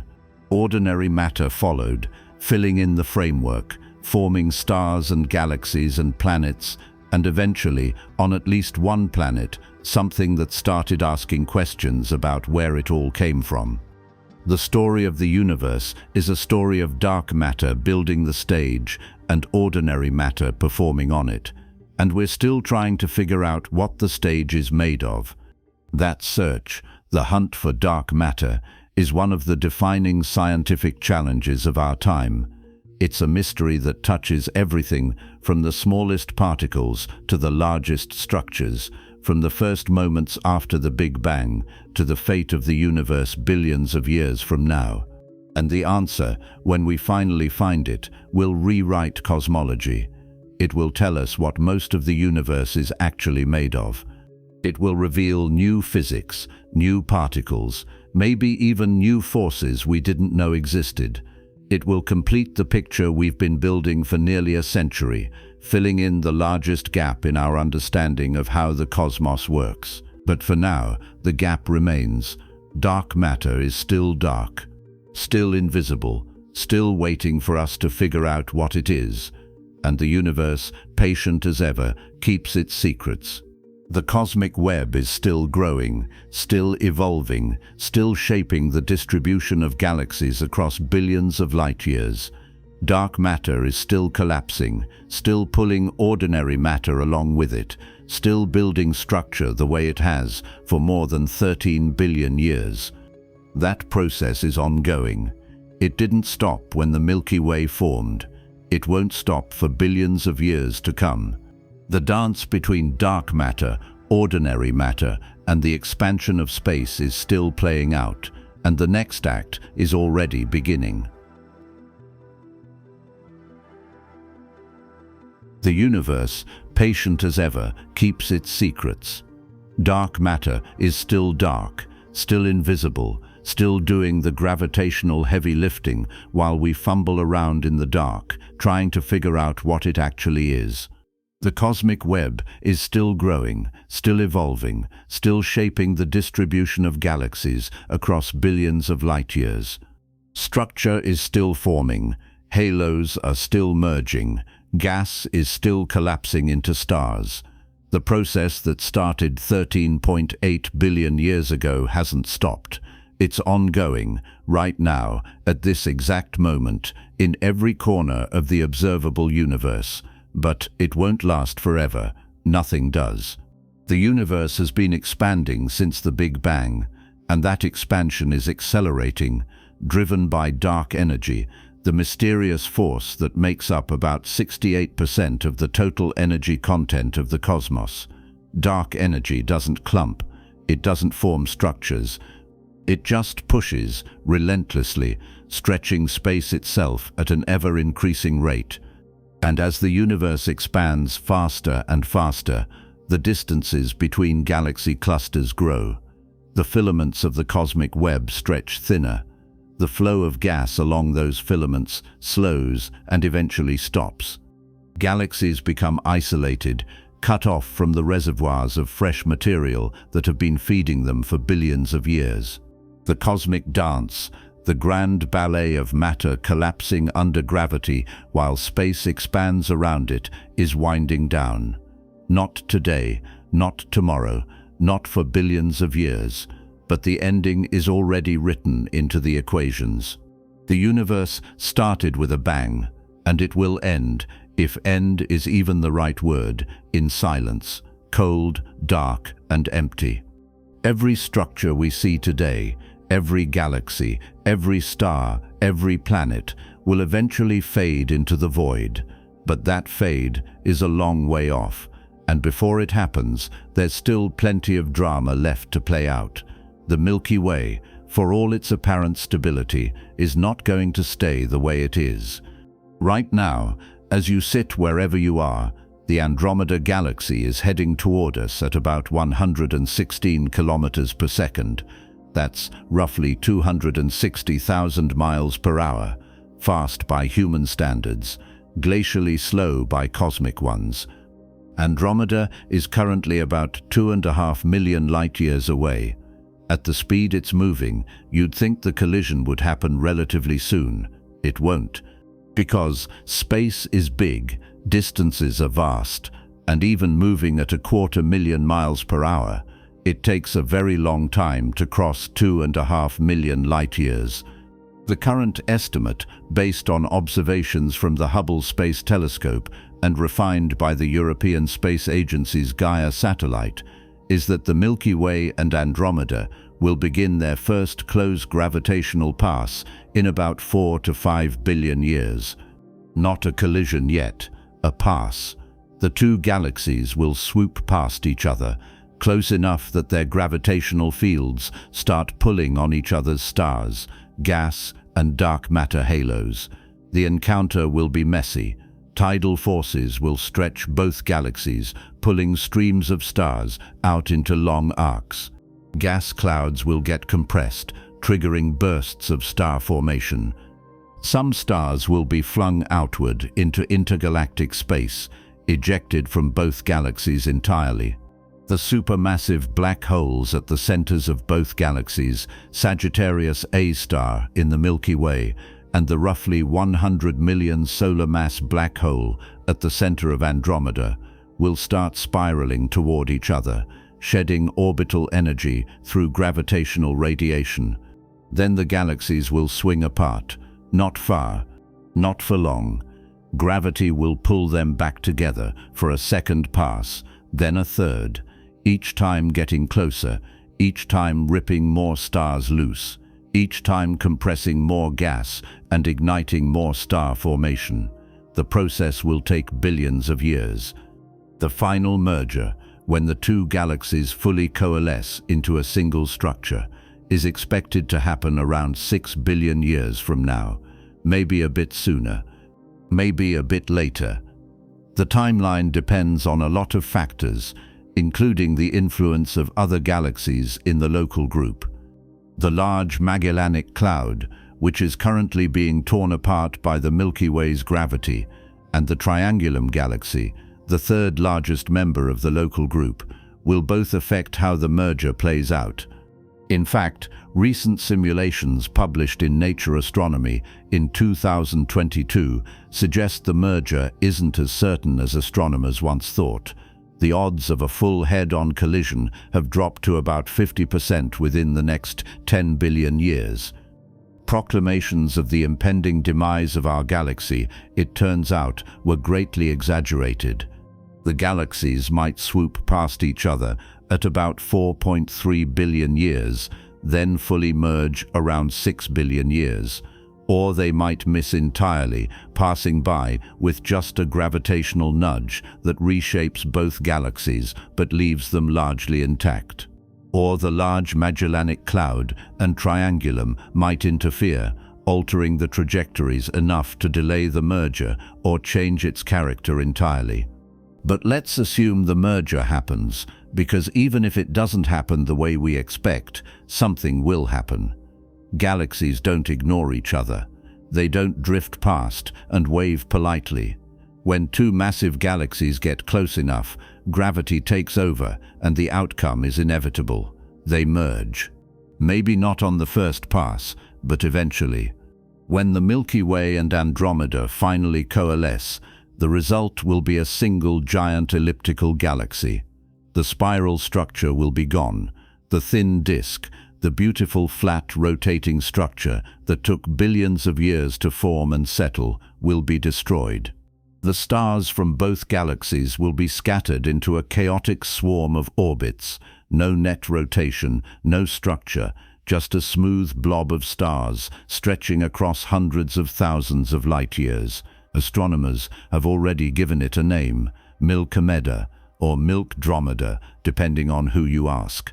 The name is half joke, half serious, and entirely premature because nobody alive today will be around to see it. The merger will trigger an extraordinary burst of star formation. When the gas clouds from both galaxies collide, they'll compress, heat up, and then cool rapidly as the density increases. That cooling will allow the gas to collapse into stars at a rate far higher than either galaxy sustains today. The Milky Way currently forms about 1 to 2 solar masses worth of stars per year. During the peak of the merger, that rate could spike to tens or even hundreds of solar masses per year. The center of the merged galaxy will blaze with the light of millions of young massive stars, and the night sky, for any hypothetical observers still around to see it, will be spectacular, bright, crowded, filled with nebulae glowing in every color as ultraviolet light from the new stars ionizes the surrounding gas. Then, relatively quickly by cosmic standards, the burst will end. The gas will be used up, star formation will drop, and the galaxy will settle into a new equilibrium as a red and dead elliptical, dominated by old stars that have been burning for billions of years. No spiral arms, no star-forming regions, just a smooth distribution of aging stars, slowly fading as the universe around them continues to expand. The supermassive black holes at the centers of the two galaxies won't merge immediately. They'll spiral inward as the galaxies themselves blend together, sinking toward the center of the new merged structure. But once they're close, within a few light years of each other, the merger happens fast. Simulations suggest the final coalescence will take less than 17 million years once the black holes get close enough to start radiating significant amounts of gravitational energy.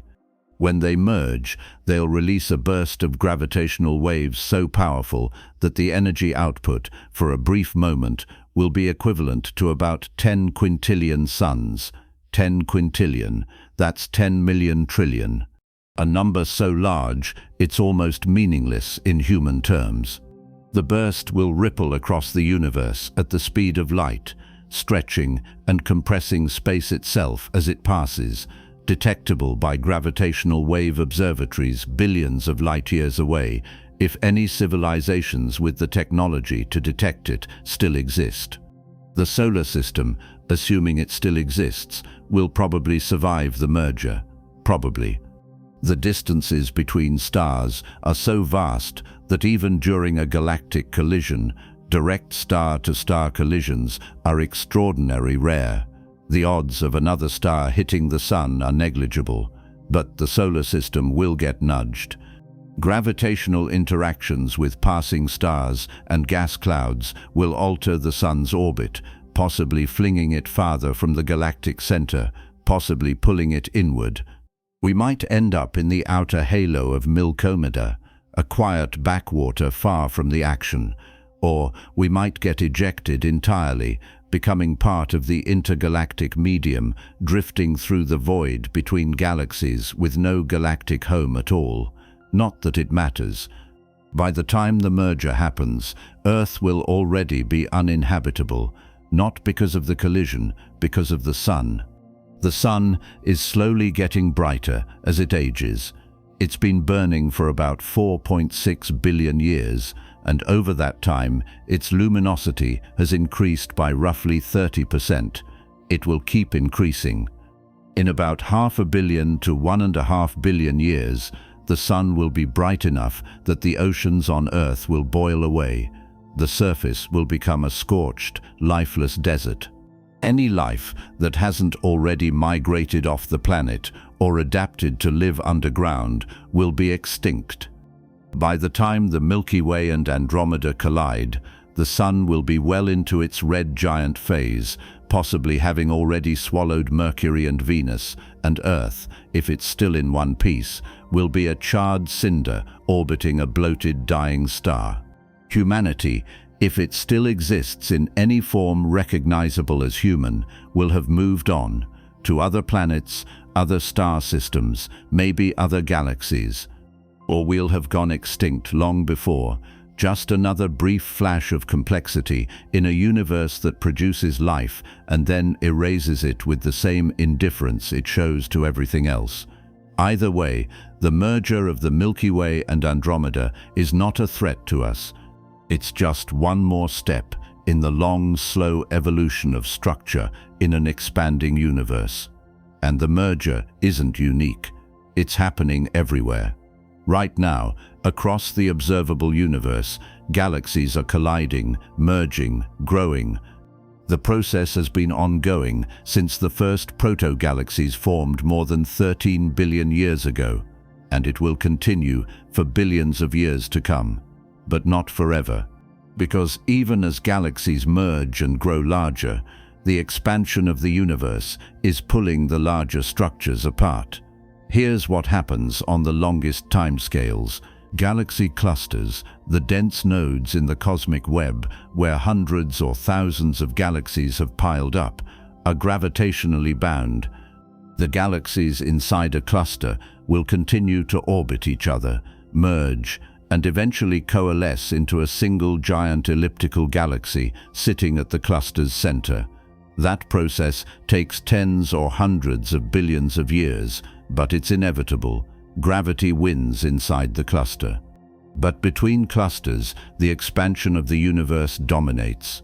The filaments connecting clusters are stretching, thinning, becoming less and less effective at channeling gas into the clusters. Eventually, the filaments will stretch so thin that they effectively disappear. The flow of gas will stop. Clusters will become isolated islands, cut off from the rest of the universe by the accelerating expansion of space. And then it gets lonely. As the expansion accelerates, driven by dark energy, the distance between clusters grows faster and faster. Light from distant clusters gets redshifted so dramatically that it becomes undetectable. One by one, distant clusters disappear from view, not because they've been destroyed, but because the space between us and them is expanding faster than light can travel. The observable universe, the bubble of space we can see, will shrink. Galaxies that are visible today will fade beyond the horizon and never come back. Eventually, in trillions of years, the only galaxies visible to observers in Milky Way or any other merged galaxy will be the galaxies that were once part of the same local cluster. Everything else will be gone, carried away by the expansion into regions of space we can never observe or reach. Star formation will slow and eventually stop. Stars need gas, and gas is a finite resource. Every star that forms locks up a certain amount of hydrogen and helium, fusing it into heavier elements or trapping it in stellar remnants like white dwarfs, neutron stars, or black holes. Some gas gets recycled when stars die and shed their outer layers or explode as supernovae, but not all of it. A significant fraction gets locked away permanently. Over trillions of years, the available gas supply gets depleted. Fewer and fewer stars form. The ones that do form tend to be low-mass red dwarfs, the smallest and longest-lived stars in the universe. Red dwarfs can burn for tens of trillions of years, sipping their fuel slowly, outlasting every other type of star by a factor of thousands. Eventually, even the red dwarfs will run out of fuel. When they do, they'll fade into black dwarfs, cold, dead remnants that no longer produce energy through fusion. By about 100 trillion years from now, star formation will have essentially stopped everywhere. The universe will contain no young stars, no blue giants, no supernovae, just a dwindling population of old red dwarfs slowly fading and an ever-growing graveyard of stellar remnants. White dwarfs cooling into black dwarfs, neutron stars spinning down, black holes sitting silently in the centers of dead galaxies, accreting nothing because there's nothing left to accrete. The galaxies themselves will start to evaporate. Not immediately, not all at once, but over absurdly long timescales. Interactions between stars will occasionally fling one star outward with enough velocity to escape the galaxy entirely. It's a slow process, driven by random gravitational encounters, but given enough time, it's inevitable. Simulations suggest that after about 10 to the 19th years, that's 10 quintillion years, most of the stars in a galaxy will have been ejected into intergalactic space. What's left will spiral inward and fall into the central black hole. The black holes will grow for a while as they swallow the remaining stars and merge with other black holes, but then they'll stop growing because there's nothing left to eat. And black holes, it turns out, don't last forever. Stephen Hawking showed in the 1970s that black holes emit radiation, a quantum effect now called Hawking radiation. The radiation is extraordinarily faint for large black holes. A black hole the mass of the Sun would take about 10 to the 67 years to evaporate completely. A supermassive black hole weighing 1 billion solar masses would take about 10 to the 100 years.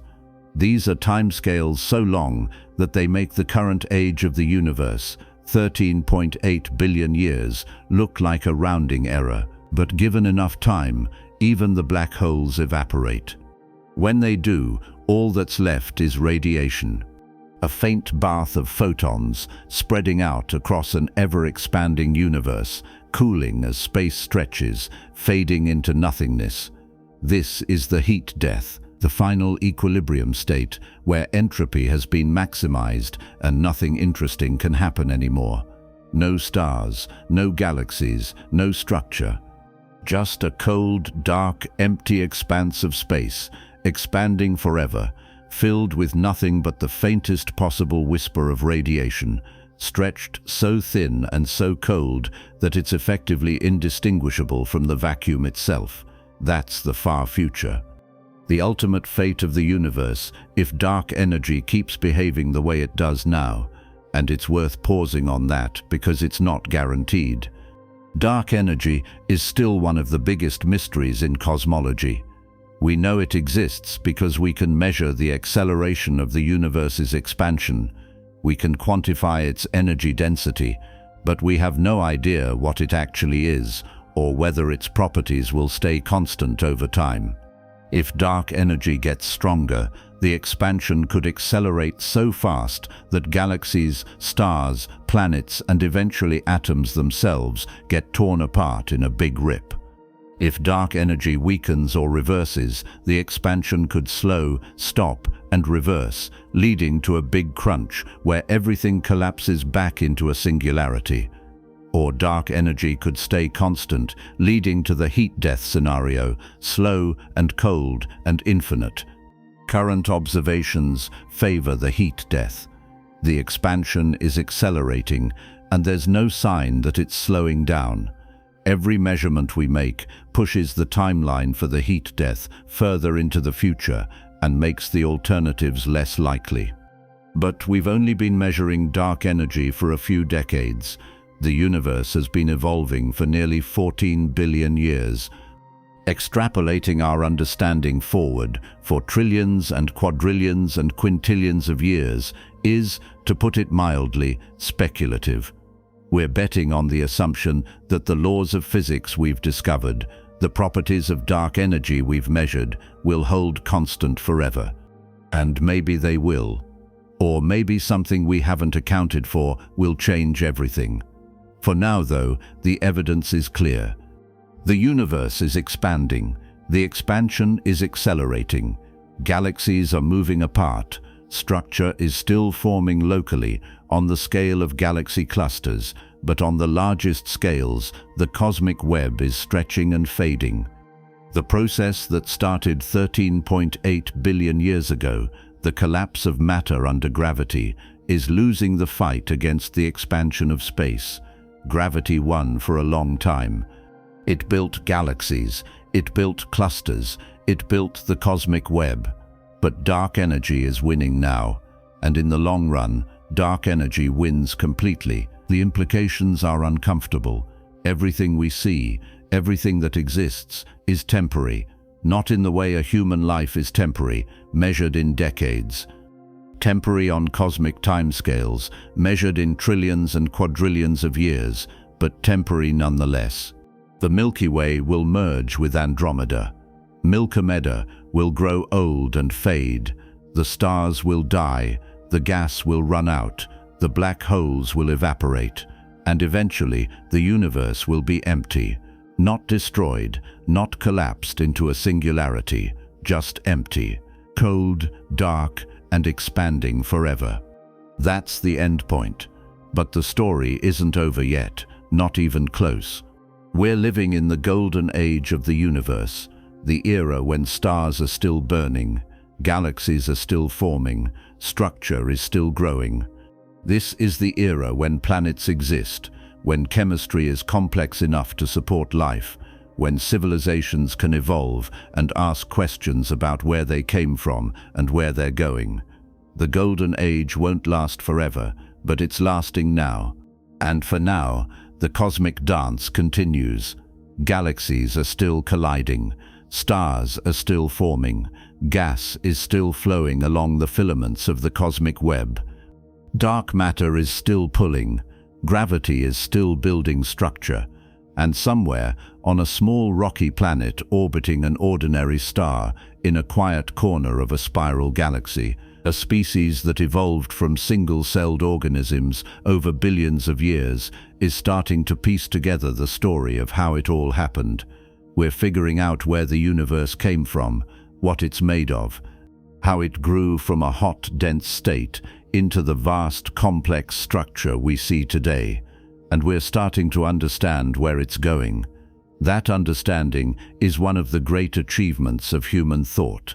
The story of the universe, from the Big Bang to the formation of the first atoms, the ignition of the first stars, the assembly of the first galaxies, the growth of the cosmic web, and the slow march toward an empty future, is a story we've pieced together from observations, experiments, and mathematical models. We've traced the history of everything from the first fraction of a second after creation to the present day and beyond. We've identified the ingredients: ordinary matter, dark energy. We've measured the age of the universe, the rate of expansion, the distribution of galaxies. We've simulated the formation of structure and tested those simulations against reality, and the simulations work. The story holds together, but there are still gaps. We don't know what dark matter is. We don't know what dark energy is. We don't know what happened in the first fraction of a second during inflation, or whether inflation is even the right explanation for the initial conditions. We don't know if the universe is infinite or finite, whether it's part of a multiverse or the only universe there is, whether the laws of physics are the same everywhere or just in the region we can observe. These are open questions, deep questions. The kind that might not have answers, or might have answers so strange that we won't recognize them even when we find them. But we're looking. We're building better telescopes, running more detailed simulations, designing more sensitive experiments. We're mapping the cosmic microwave background with ever greater precision, tracking the motions of billions of stars, searching for dark matter particles in underground detectors and gravitational wave signals in space-based observatories. We're pushing the boundaries of what we can see and what we can understand, and every answer we find raises new questions. That's how science works. You solve one mystery and three more appear behind it. The universe started with a bang. It grew from a hot, dense state into a vast, expanding cosmos filled with galaxies, stars, planets, and life. It's still growing, still evolving, still dancing the dance between gravity and expansion, structure and chaos, order and entropy. And for now, at least, the dance is beautiful. Messy, violent, full of collisions and explosions and structures being built and torn apart and rebuilt, but beautiful. And we're here to see it, to measure it, to understand it, to tell the story. That might be the most remarkable part of the whole thing. That the universe, after 13.8 billion years of expansion and cooling and structure formation, produced something capable of looking back at its own history and figuring out how it all happened. We're a way for the cosmos to know itself. Carl Sagan said that, and he was right. The cosmic dance continues. For billions of years yet, galaxies will merge, stars will form, planets will circle their suns, and maybe, somewhere out there in the vastness, other civilizations will look up at their skies and ask the same questions we're asking. Where did we come from? What is this place? How does it work? And maybe, given enough time and enough curiosity, they'll find the same answers we're finding. That the universe is old, that it's vast, that it's mostly empty but filled with structure, that it's governed by laws we can measure and understand, that it started from almost nothing and grew into everything, and that it's still growing, still evolving, still full of mysteries waiting to be solved. The story of the universe is the story of how gravity and dark matter built everything from nothing. 200 billion galaxies, each one a collection of billions or trillions of stars, all of it held together by invisible scaffolding we still don't fully understand, shaped by forces we can measure but not explain, built from the seeds planted in the first moments after the Big Bang. It's a story 13.8 billion years in the making, and it's not finished yet. We started with a singularity, a point smaller than an atom, where all the matter and energy that would eventually become 200 billion galaxies was compressed into something so dense and so hot that the laws of physics themselves began to break down. And from that impossible starting point, the universe exploded outward, not into space. Space itself expanding, carrying everything with it, stretching quantum fluctuations into the seeds of galaxies, cooling from trillions of degrees to the cold, dark void we see today. Gravity pulled. Dark matter collapsed first, carving out invisible wells in the fabric of space, building the scaffolding before a single star had ignited. Ordinary matter followed, falling into those wells, cooling, compressing, lighting up the cosmos one star at a time. The first galaxies were small, chaotic, violent. They merged, grew, assembled into the structures we see today. Spirals and ellipticals and irregular clumps scattered across billions of light years, all of it held together by something we still can't see and don't understand.